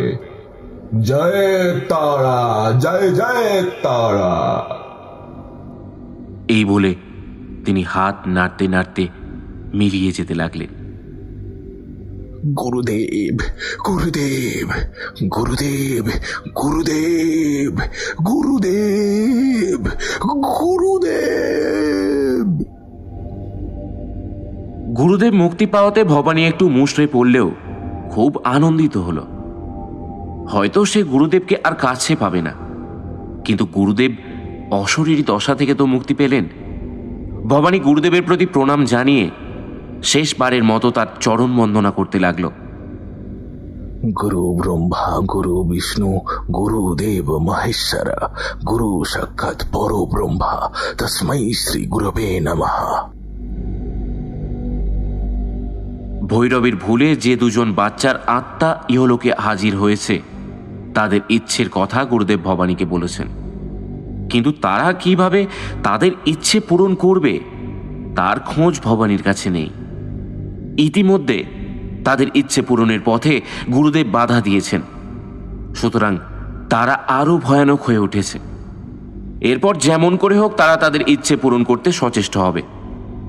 তবে ভবানী একটা ব্যাপার বুঝতে পেরেছে, ওই 2 বাচ্চা প্রেতাত্মার মধ্যে একজন হলো অবিনাশ ও বিপাশার মৃত ছেলে। তাহলে তার শরীরে অযাচিতভাবে আসা ওই বিকলাঙ্গ বাচ্চা প্রেতাত্মার ঠিকানা ঠিক কি? ভৈরবী শুধু অবিনাশের ছেলের আত্মাকেই আহ্বান করেছিল, তাহলে তো তারই আসার কথা ছিল, কিন্তু তা হয়নি। বদলে ওই বিকলাঙ্গ বাচ্চার আত্মা এসে অবিনাশের ছেলের মৃত শরীর দখল করেছে এবং ভৈরবীকে দৈহিক আঘাত করে অবিনাশকে খুন করতেও উদ্যত হয়েছে। সুতরাং বোঝাই যাচ্ছে ওই বিকলাঙ্গ শিশুর প্রেত আত্মার ইচ্ছে শক্তি প্রবল এবং সে তার মৃত্যুর প্রতিশোধ নেওয়ার জন্য খুব ভয়ানক হয়ে উঠেছে। তাহলে সবার আগে এখন তাকে আটকাতে হবে, তা না হলে খুব বড়সড় বিপদ ঘটে যেতে পারে। অবিনাশ আর বিপাশাকে সে সাবধান করে দিয়েছে। ওদের মৃত অশরীরী ছেলের আত্মা মায়ার বাঁধনে আবদ্ধ হয়ে আছে। সে তার মাকে তার সঙ্গে নিয়ে যাবার জন্য সচেষ্ট এবং সেই ইচ্ছেতেই সে আবার ফিরে এসেছে। এই ক্ষেত্রে ওই আত্মার মায়ার বাঁধন ছিন্ন করতে হবে। ভবানী স্থির মস্তিষ্কে ব্যাপারগুলো ভাবতে ভাবতে কখন যেন ঘুমিয়ে পড়ল। ভোর হতে না হতেই বিমলা ভৈরবী তার ঝোলা গুছিয়ে ভবানীর কাছে এসে হাজির হয়ে বলল, ভবানী, আমি চলে যাচ্ছি। গুরুদেবের আদেশে আমি কামাখ্যাতেই শেষ জীবনটা কাটিয়ে দেব। আমি আর ফিরে আসব না। আমার ভুলে গুরুদেব এবং তোর যে হয়রানি হচ্ছে, তার জন্য আমাকে পারলে ক্ষমা করে দিস। ভবানী তাকে বলল, মা, ওই রকম বলবেন না। আসলে আপনি মানুষের দুঃখ কষ্ট দেখতে পারেন না, তাই আপনি এই রকম কাজ করেছেন। গুরুদেব যখন আপনাকে যেতে বলেছে, তাহলে নিশ্চয়ই কামাখ্যাই হলো আপনার নির্দিষ্ট স্থান।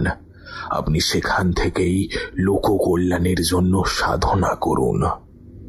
ভবানীর কথা শুনে ভৈরবী বলল, তাই হবে ভবানী, তাই হবে। এই বলে গুরুদেবের নাম নিয়ে সে কামাখ্যার অভিমুখে যাত্রা শুরু করল।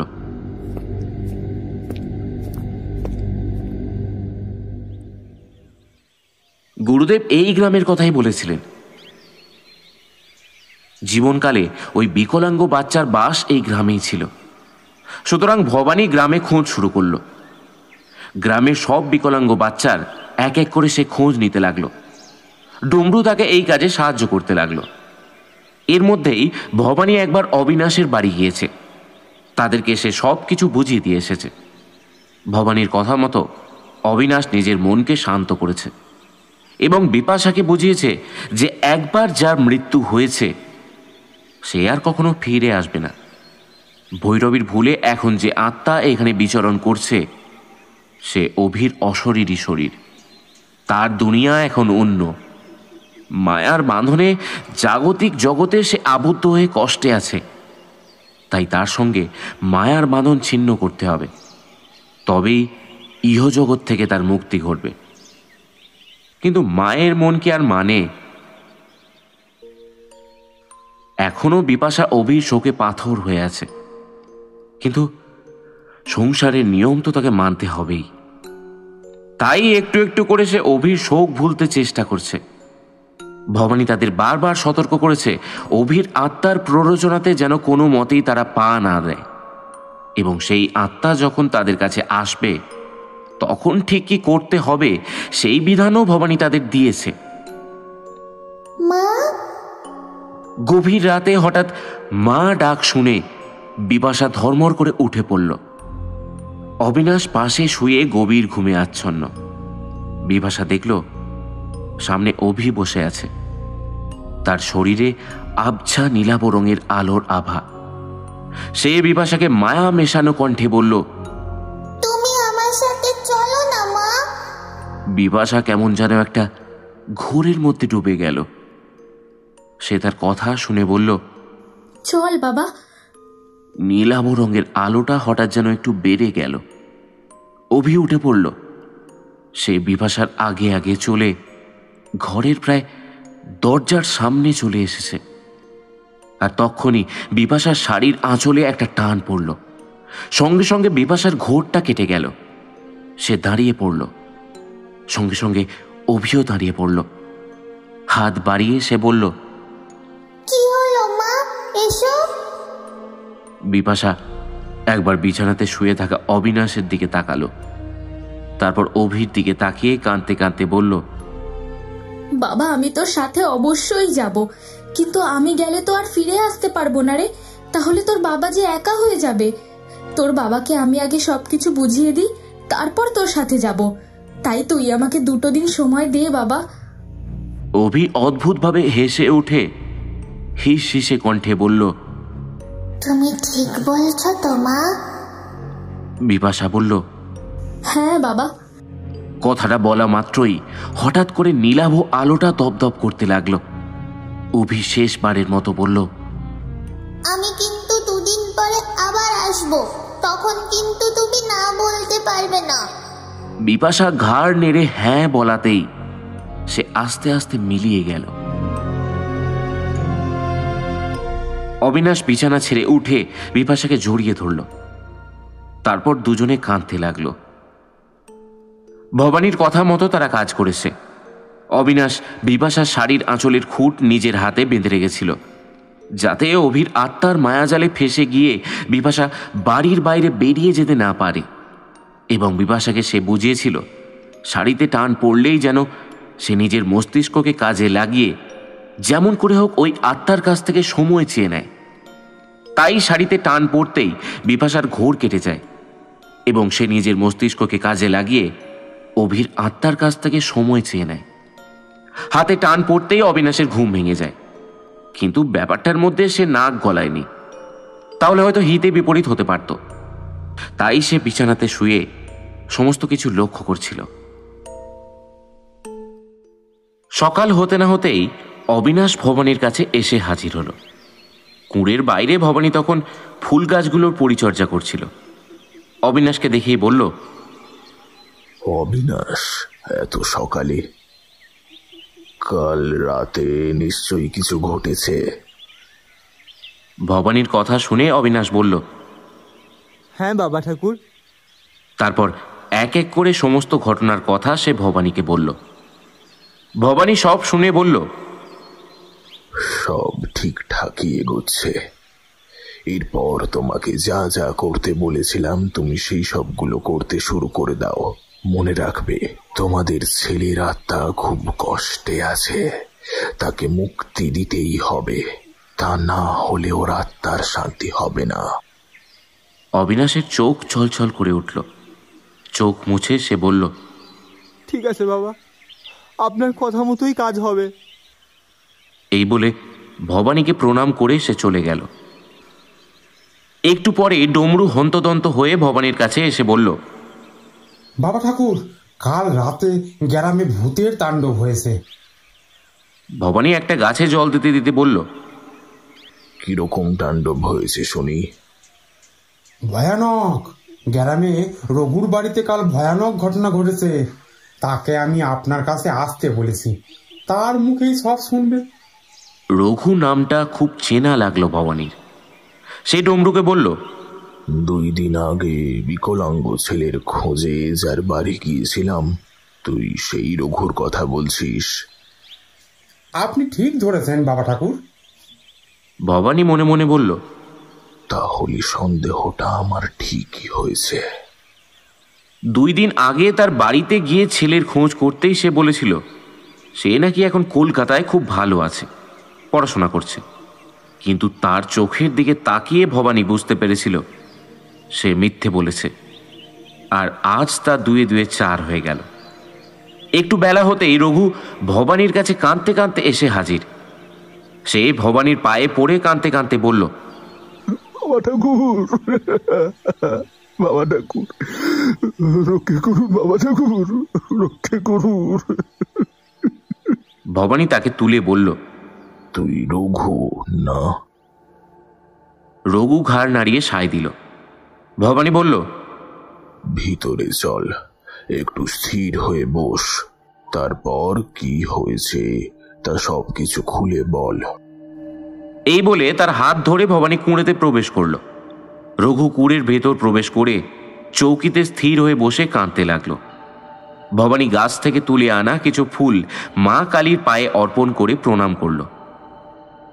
তারপর রঘুর দিকে তাকিয়ে বলল, বল তোর কি সমস্যা। রঘু ফুঁপিয়ে কেঁদে উঠে ভবানীর পায়ে পড়ে গেল। বাবা ঠাকুর, বাবা ঠাকুর আমাকে বাঁচান, ছুটখান আমাকে মেরে ফেলবে, বাবা ঠাকুর ছুটখান আমাকে মেরে ফেলবে। একটু অবাক হওয়ার ভান করে ভবানী বলল, ছুটকন সে আবার কি? রঘু সঙ্গে সঙ্গে বলল,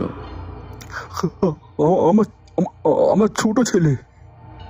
তোর সেই বিকলাঙ্গ ছেলে যে কলকাতাতে থাকে?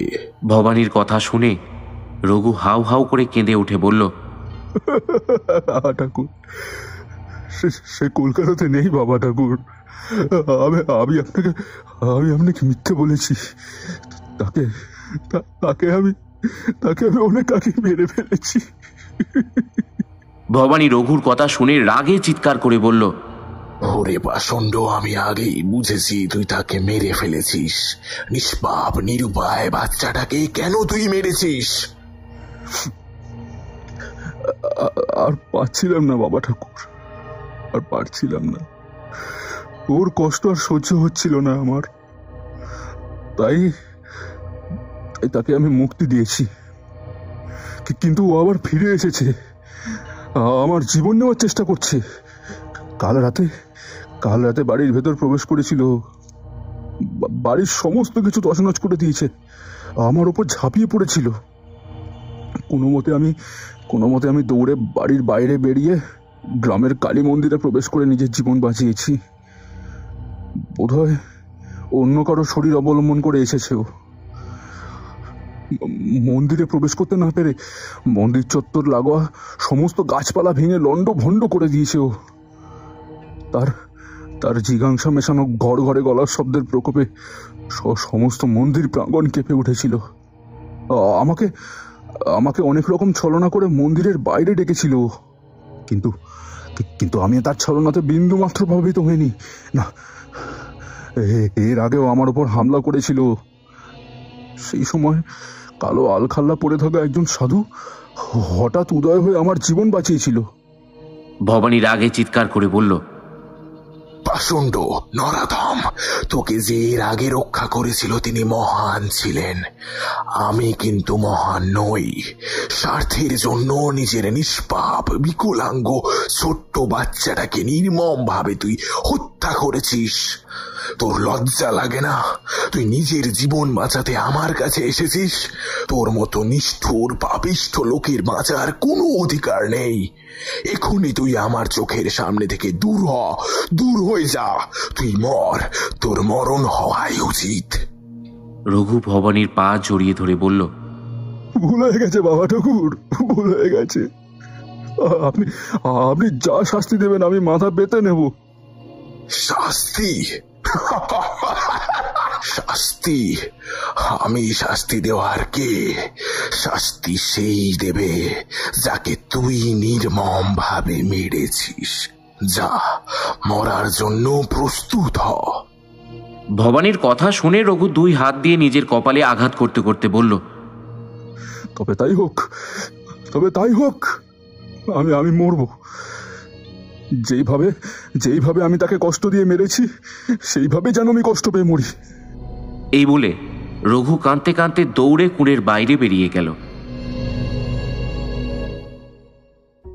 অবিনাশ ভবানীর সঙ্গে দেখা করে বাড়ি ফিরে এলো। তারপর ভবানীর কথা মতো বাড়ির সমস্ত আসবাবপত্রগুলো এদিক সেদিক করতে লেগে পড়ল। বিছানা, আলমারি, সোফা এবং বাকি যা কিছু ছিল সব জিনিসেরই জায়গা অদল বদল করে দিল। অভির ব্যবহৃত সমস্ত জিনিস এবং দেওয়ালে থাকা সমস্ত ফটো একটা কাপড়ে পুঁটলি বেঁধে সামনের প্রতিবেশীর বাড়িতে রেখে দিয়ে এলো। তারপর রং মিস্ত্রিকে ডেকে এনে বাড়ির সামনেটা নতুন করে রং করে নিল। দেখতে দেখতে সারা দিন কেটে গেল। ভবানীর কথা মতোই রাতে আর সেরকম কোনো কিছু ঘটল না। পরের দিন ভোর ভোর উঠে অবিনাশ ও বিপাশা দরজাতে তালা ঝুলিয়ে বাড়ি থেকে বেরিয়ে পড়ল। প্রথমে তারা ভবানীর কাছে এলো। অবিনাশ ভবানীর হাতে বাড়ির চাবি তুলে দিল। ভবানী তাদের দুজনের গায়ে মন্ত্রপুত জল ছিটিয়ে দিয়ে বলল, যত তাড়াতাড়ি সম্ভব তোমরা এই গ্রাম ছেড়ে অনেক দূরে কোনো আত্মীয়র বাড়িতে চলে যাও। আজ রাতেই আমি ওই আত্মার সাথে মোকাবিলায় বসবো, তাকে তার দুনিয়ায় পাঠাবো। এর মধ্যে তোমাদের কোনো রকম কোনো প্রয়োজন নেই। অবিনাশ ভবানীকে প্রণাম করে বলল, আমরা এক্ষুনি কলকাতা দিদির বাড়ি রওনা দিচ্ছি। ভবানী ক্রন্দনরত বিপাশার মাথায় হাত দিয়ে বলল, মা, নিজের মনকে শক্ত করো। এই সময় তোমাকে এইখান থেকে চলে যেতেই হবে। তোমার মায়ার বন্ধন থেকে তাকে মুক্তি দিতে হবে। বিপাশা মুখে কাপড়ের আঁচল ঢেকে কাঁদতে লাগলো। ভবানী অবিনাশকে বলল, 1 সপ্তাহ তোমরা ওইখানে থাকবে, তারপর প্রথমে আমার কাছে আসবে। তাই হবে বাবা ঠাকুর। এই বলে তারা স্বামী স্ত্রী দুজনে কলকাতার পথে রওনা দিল। ভবানী নিশ্চিত আজ রাতে কিছু একটা ঘটনা ঘটবেই। ওর কথা মতোই বিপাশা ওই আত্মার কাছে 2 দিন সময় চেয়েছে। আজ রাতেই সেই সময় শেষ হবে, সুতরাং সে আজ আসবেই। আত্মা হলেও সে শিশু। জীবিত কালে মস্তিষ্ক ঠিকঠাক বিকশিত হওয়ার আগেই তার মৃত্যু ঘটেছে। ভবানী সেই সুযোগকে কাজে লাগিয়েই তার আত্মাকে দুর্বল করতে সচেষ্ট হয়েছে। ওই আত্মাকে ভবানী মস্তিষ্কের চিন্তা শক্তি দিয়ে প্রভাবিত করে তার দুনিয়ায় পাঠানোর কথা ভেবে রেখেছে। এক্ষেত্রে সে কতটা সফল হবে তা সময়ই বলবে। সকাল থেকে এই ভবানী তন্ত্র সাধনার কাজে মগ্ন হলো। এক এক করে তন্ত্রের সমস্ত উপাচারগুলো ঝালিয়ে নিতে লাগলো। তারপর শুরু করলো 10 মহাবিদ্যার সাধনা। দেখতে দেখতে সন্ধে হয়ে গেল। ভবানী সাধনা ছেড়ে সন্ধানিক শুরু করলো। তারপর গুরু মন্ত্র জপ করতে লাগলো। জপ শেষ হতেই সে গলার রুদ্রাক্ষের মালায় হাত দিয়ে ডাকিনীকে স্মরণ করল। সঙ্গে সঙ্গে একটা ঝড় উঠল। ক্রমশ সেই ঝড়টা ভবানীর কুঁড়ের কাছে এসে স্থিমিত হলো। ভবানীর সামনে ভয়ঙ্কর এলোকেশী এক মেয়ে হাজির হয়ে বজ্রকণ্ঠে বলল, ভবানী তাকে আদেশে সুরে বলল, আজ রাতে তুই আমার কথা মতো কাজ করবি।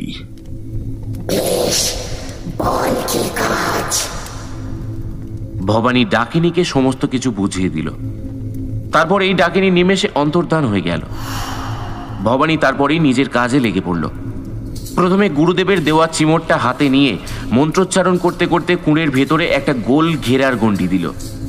তারপর সেই গণ্ডির বাইরে বেরিয়ে মা কালীকে প্রণাম করে মনে মনে বলল, মা, সকলই তোর ইচ্ছে, রক্ষে কর মা, রক্ষে কর। একটু রাত হতেই ভবানী তার তন্ত্র সাধনার উপকরণের ঝোলা আর হাতে গুরুদেবের চিমট নিয়ে অবিনাশের বাড়ির উদ্দেশ্যে রওনা দিল। বাড়িতে রঘু ছাড়া আর কেউ নেই। কয়েকদিনের জন্য রঘুর বউ বড় ছেলেকে নিয়ে বাপের বাড়িতে গিয়েছে। সে এখনো ঘুণাক্ষরেও টের পায়নি এসব কথা। রঘু ভবানীর কথাগুলো ভাবতে লাগলো। সত্যি সে ভয়ানক পাপ করেছে। তার মতো পাপীর এই দুনিয়ায় বেঁচে থাকার কোনো অধিকার নেই। রাত কত হয়েছে কে জানে। হঠাৎ ঘর ঘর অস্পষ্ট শব্দে বাবা ডাক শুনেই রঘুর আচমকা ঘুম ভেঙে যায়।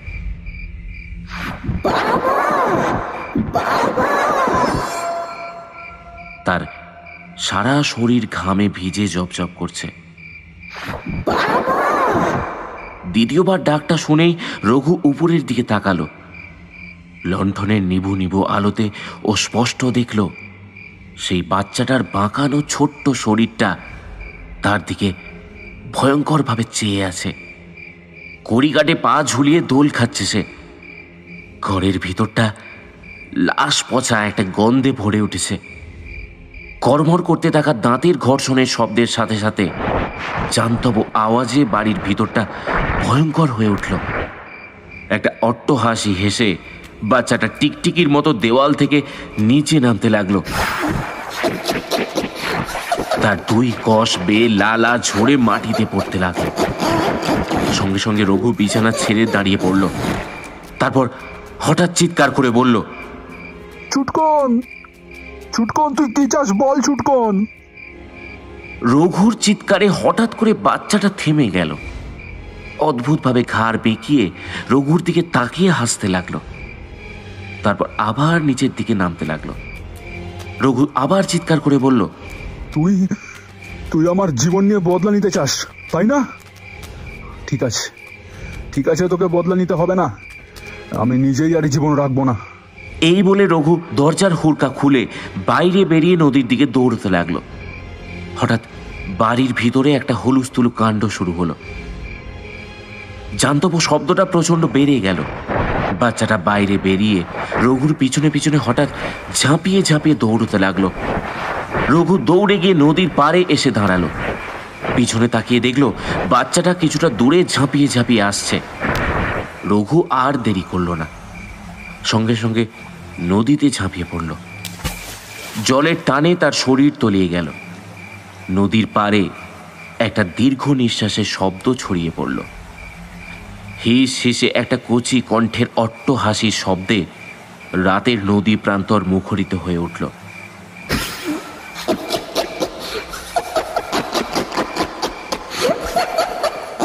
তারপরেই শুরু হলো নদীর জল উতাল পাতাল করা একটা ঝড়ের তাণ্ডব। ভবানী চিমোট ঠুকে আওয়াজ করতে করতে অবিনাশের বাড়ির কাছে এসে পৌঁছল। দরজার চাবি খুলে বাড়ির ভিতরে প্রবেশ করলো। সে বাড়ির ভিতরের সামনের অংশে একটা ঘরে থাকার ব্যবস্থা করেছে। এক এক করে ঝোলার ভিতর থেকে তন্ত্র সাধনার জিনিসগুলো বের করে গুছিয়ে বসে এক মনে মা তারার মন্ত্র জপ করতে লাগলো। ওং রিং আধার শক্তি তারায় পৃথ্যাং নমঃ পূজয়তি আসি নমঃ। ওং রিং আধার শক্তি তারায় পৃথ্যাং নমঃ পূজয়তি আসি নমঃ। ওং লিং আধার শক্তি তারায় পৃথ্যাং নমঃ পূজয়তি আসিয়া নমঃ। মা তারাই মুক্তির আধার এবং 10 বিদ্যার অন্যতমা, তাই ভবানী এক মনে তারা মাকে ডাকতে লাগলো। হঠাৎ করে এই একটা আবছা নীল আলোর রেখা সারা বাড়িময় চক্কর দিতে শুরু করলো। সেই আত্মার আগমন ঘটেছে ভবানী বুঝতে পারল। নীল আলোটা কিছুক্ষণ চক্কর দিল, তারপরেই বাড়ির জিনিসপত্রগুলো এদিক সেদিক করতে লাগলো। জিনিসপত্র সরানোর আওয়াজের সঙ্গে অস্পষ্টভাবে কচি কণ্ঠে মা ডাক ভবানীর কানে এসে পৌঁছালো।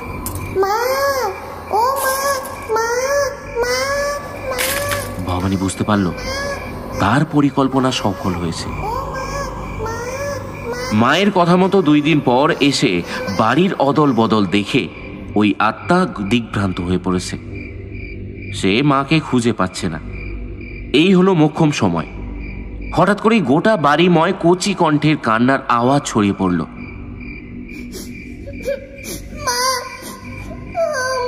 ভবানী আর দেরি না করে বজ্র কণ্ঠে হুঙ্কার দিয়ে বলল, এত রাতে এই বাড়িতে কে কাঁদে?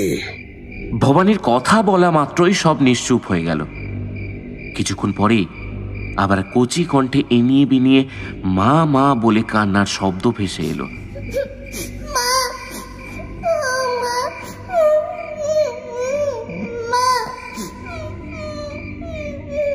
ভবানী বুঝতে পারল মাকে না পেয়ে ওই আত্মা দুর্বল হয়ে পড়েছে। সে নিশ্চিত ছিল আজও মাকে তার সঙ্গে নিয়ে যাবেই, কিন্তু আজ মাকে দেখতে না পেয়ে সে কান্না শুরু করে দিয়েছে। এই ক্ষেত্রে হয়তো ওই আত্মা মাকে পাওয়ার জন্য ভয়ঙ্কর হয়ে উঠতে পারে। তার আগেই ভবানীকে তার কাজ সমাপ্ত করতে হবে। ভবানী আবার হুঙ্কার দিয়ে বলল, এত রাতে কাঁদছিস? কে তুই? আমার সামনে আয়। কি চাই তোর? কি চাই তোর? সঙ্গে সঙ্গে কান্নাটা থেমে গেল। ভবানী কোনো উত্তর পেল না। ঘর থেকে বেরিয়ে ভবানী বাড়ির এদিক সেদিক ঘুরে তাকে খুঁজতে লাগলো। কিছু পরেই আবার কান্নার শব্দ। সঙ্গে সঙ্গে ভবানী কান্নার আওয়াজ অনুসরণ করে এগিয়ে গেল।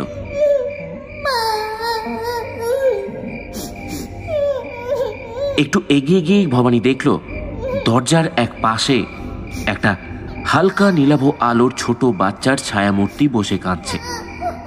ভবানী তাকে দেখেই হুঙ্কার দিয়ে বলল, কে তুই? এইভাবে কাঁদছিস কেন? তোর জায়গা এইখানে নয়। তাহলে তুই এইখানে কেন এসেছিস?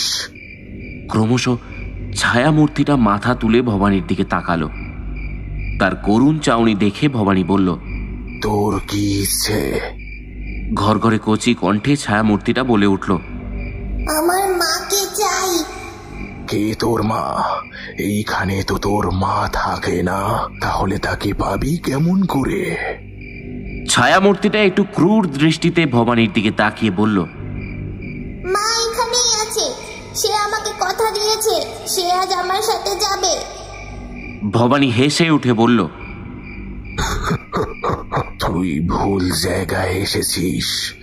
আমার মনে হয় তুই মায়ের কাছে যাওয়ার রাস্তা ভুলে গিয়েছিস। তোর ইচ্ছে পূরণ হওয়ার নয়, কারণ তুই তোর মাকে খুঁজে পাবি না। ভবানী কথাটা বলা মাত্রই ছায়ামূর্তিটা আবার কান্না জুড়ে দিল। ভবানী সুযোগ বুঝে বলল, শোন, তুই তোর দুনিয়ায় ফিরে যা।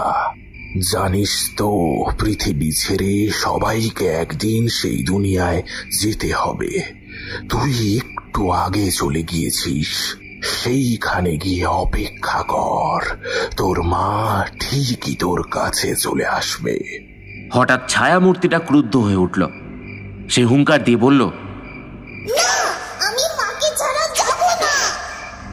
ঠিক আছে, তোর যখন তাই ইচ্ছে তাহলে তুই মাকে নিয়েই যা, কিন্তু তুই মাকে খুঁজে পাবি তো? কথাটা বলা মাত্রই নীলাভ আলোটা গোটা বাড়িময় চক্কর দিতে দিতে মা মা বলে আর্তনাদ করতে লাগলো। সুযোগ বুঝে ভবানী মুখে বিড়বিড় করে গায়ত্রী মন্ত্রোচ্চারণ শুরু করলো।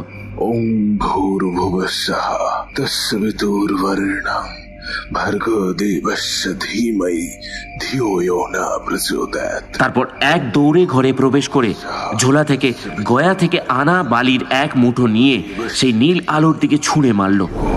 সঙ্গে সঙ্গে কচি কণ্ঠে তীব্র আর্তচিৎকারে বাড়িটা কেঁপে উঠল। তারপর আলোটা এক জায়গায় স্থির হয়ে গিয়ে কাঁপতে লাগলো। ভবানী সেই আলোর সামনে গিয়ে বলল, যা যা, ওই তোর মুক্তির আলো, তোর মুক্তি হলো মুক্তি। আলোটা ক্রমশ ধপধপ করে জ্বলতে জ্বলতে ধীরে ধীরে মিলিয়ে গেল।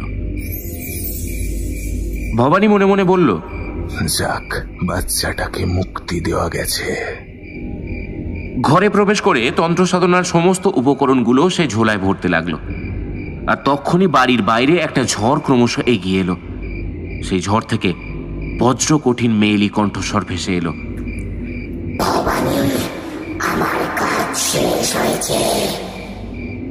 তারপরে ঝড়টা হঠাৎ থেমে গেল।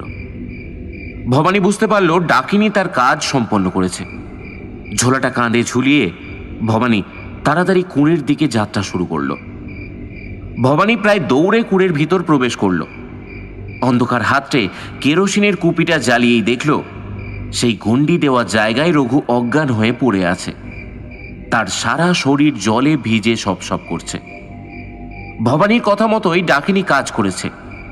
সে জলে ডোবা রঘুকে উদ্ধার করে নিয়ে এসে গণ্ডির মধ্যে ফেলেছে। এই গণ্ডি মন্ত্রসিদ্ধ। এর ভিতরে থাকা যে কোনো প্রাণী পৃথিবী থেকে সাময়িকভাবে বিচ্ছিন্ন হয়ে যেতে পারে। তার কোনো অস্তিত্ব কোনোভাবেই প্রকাশ পাবে না। রঘু তার কথা মতোই জলে ঝাঁপ দিয়েছে, ছুটকনের আত্মাকে ধোঁকা দেওয়ার জন্যই। এখন ছুটকনের আত্মা ভাবছে তার বদলা পূর্ণ হয়েছে, সুতরাং তার ইচ্ছে পূরণ হয়েছে। তাই এখনই মোক্ষম সময় ছুটকনের আত্মাকে মুক্তি দেওয়ার। ভবানী আর দেরি করল না। চিমটটা গণ্ডির সামনে মাটিতে পুঁতে দিয়ে শ্মশানের দিকে এগিয়ে গেল। একটু এগোতেই ডমরু এগিয়ে এলো। সে বলল, বাবা ঠাকুর, আপনার কথা মতো আমি সব কাজ গুছিয়ে দিয়েছি। ঠিক আছে, এখন তুই কুঁড়েতে যা। দেখবি রঘু যেন কোনো মতেই গণ্ডির বাইরে না আসে। ডমরু ভবানীকে প্রণাম করে কুঁড়ের উদ্দেশ্যে রওনা দিল। ভবানী একটু এগিয়ে এসেই দেখল ডমরু তার কথা মতো কাঠ দিয়ে আগুন জ্বালিয়েছে। সামনে অনেক কাঠ। একটা কম্বল আসনের চারিদিকে মাকড়সার জালের মতো সুতো দিয়ে ঘেরাটোপ করা। ভবানী অতি সাবধানে সেই ঘেরাটোপের ভিতর গিয়ে বসল। প্রথমে মন্ত্রোচ্চারণ করে নিজের গাত্রবন্ধন করে নিল। তারপর গায়ত্রী মন্ত্র জপ শুরু করল। ওম ভূর্ভুবস্সঃ তস্সবিতুর্বরেণ্যং ভর্গো দেবস্য ধীমহি ধিয়ো যো ন প্রচোদয়াৎ।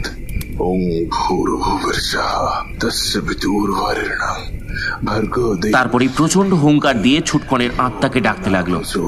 ভবানী চিৎকার করে বলল, এই শ্মশান ভূমির মাটিতে পরজগতের যে আত্মা উপস্থিত আছিস, সে সামনে আয়, আয় সামনে আয়। মুহূর্তে হাড় কাঁপানো একটা ঠান্ডা হাওয়ার ঝাপটা ভবানীর চারপাশে চক্কর দিতে লাগলো। চারদিকটা লাশ পচা গন্ধে ভরে উঠল। একটা কুচি কণ্ঠের অট্টহাসির শব্দ শ্মশানের চারিদিকে ছড়িয়ে পড়ল। শ্মশানের পিছন দিক থেকে একটা ছপ ছপ শব্দ ভবানীর কানে ভেসে এলো। ভবানী বুঝতে পারল ছুটকনের আত্মার আবির্ভাব ঘটেছে। পেছনে তাকিয়ে সে দেখলো একটা বাচ্চা ঝাঁপিয়ে ঝাঁপিয়ে তার দিকে এগিয়ে আসছে। ভবানী জোরে জোরে মন্ত্রোচ্চারণ শুরু করলো। আর তখনই কচি কণ্ঠের বজ্রধ্বনি ভবানীর কানে ভেসে এলো। ভবানী সামনে তাকিয়ে দেখলো একটা বাচ্চার পচে যাওয়া শরীর তার সামনে দাঁড়িয়ে আছে। তার কস দিয়ে লালা নিঃসৃত হচ্ছে। শরীরের মাংস চামড়া খসে পড়েছে।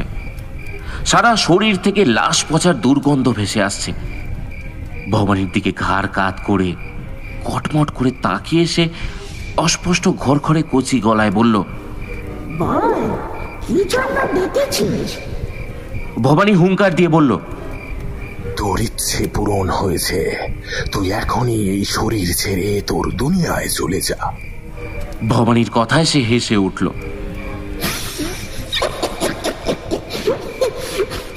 আমার ইচ্ছে পূরণ হয়েছে ঠিকই, কিন্তু আমি এই জগতে থাকবো।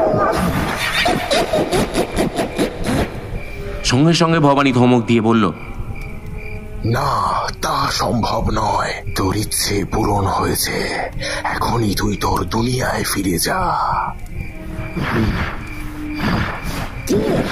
কে রুখবে আমায়? তুই? তোকে আমি এক্ষুনি মেরে ফেলবো। মুহূর্তে পচা গলা শরীরটা ভবানীর উপর ঝাঁপিয়ে পড়তে উদ্যত হলো। সঙ্গে সঙ্গে জালের মতো সুতোগুলোর উপর শরীরটা আটকে গেল। শুরু হলো কচি কণ্ঠের তীব্র আর্তনাদ। ভবানীর মন্ত্রপুত সুতোয় আটকে ওর আত্মা জ্বলে পুড়ে উঠল। মুহূর্তে সে আকাশ বাতাস কাঁপিয়ে তীব্র আর্তনাদ করে বলল,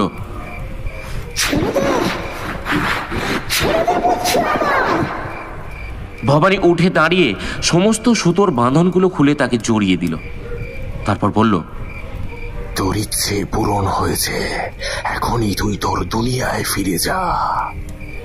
আর্তনাদ করে কাঁদতে কাঁদতে ওই আত্মা বলল, ঠিক আছে, ঠিক আছে, ঠিক আছে, আমি চলে যাচ্ছি, মুক্তি দে আমায়। যা, তোকে মুক্তি দিলাম। ভবানী বলা মাত্রই সেই পচা গলা শরীর থেকে একটা নীলাভ আলোর রেখা বেরিয়ে তীব্র বেগে আকাশের দিকে উঠতে লাগলো।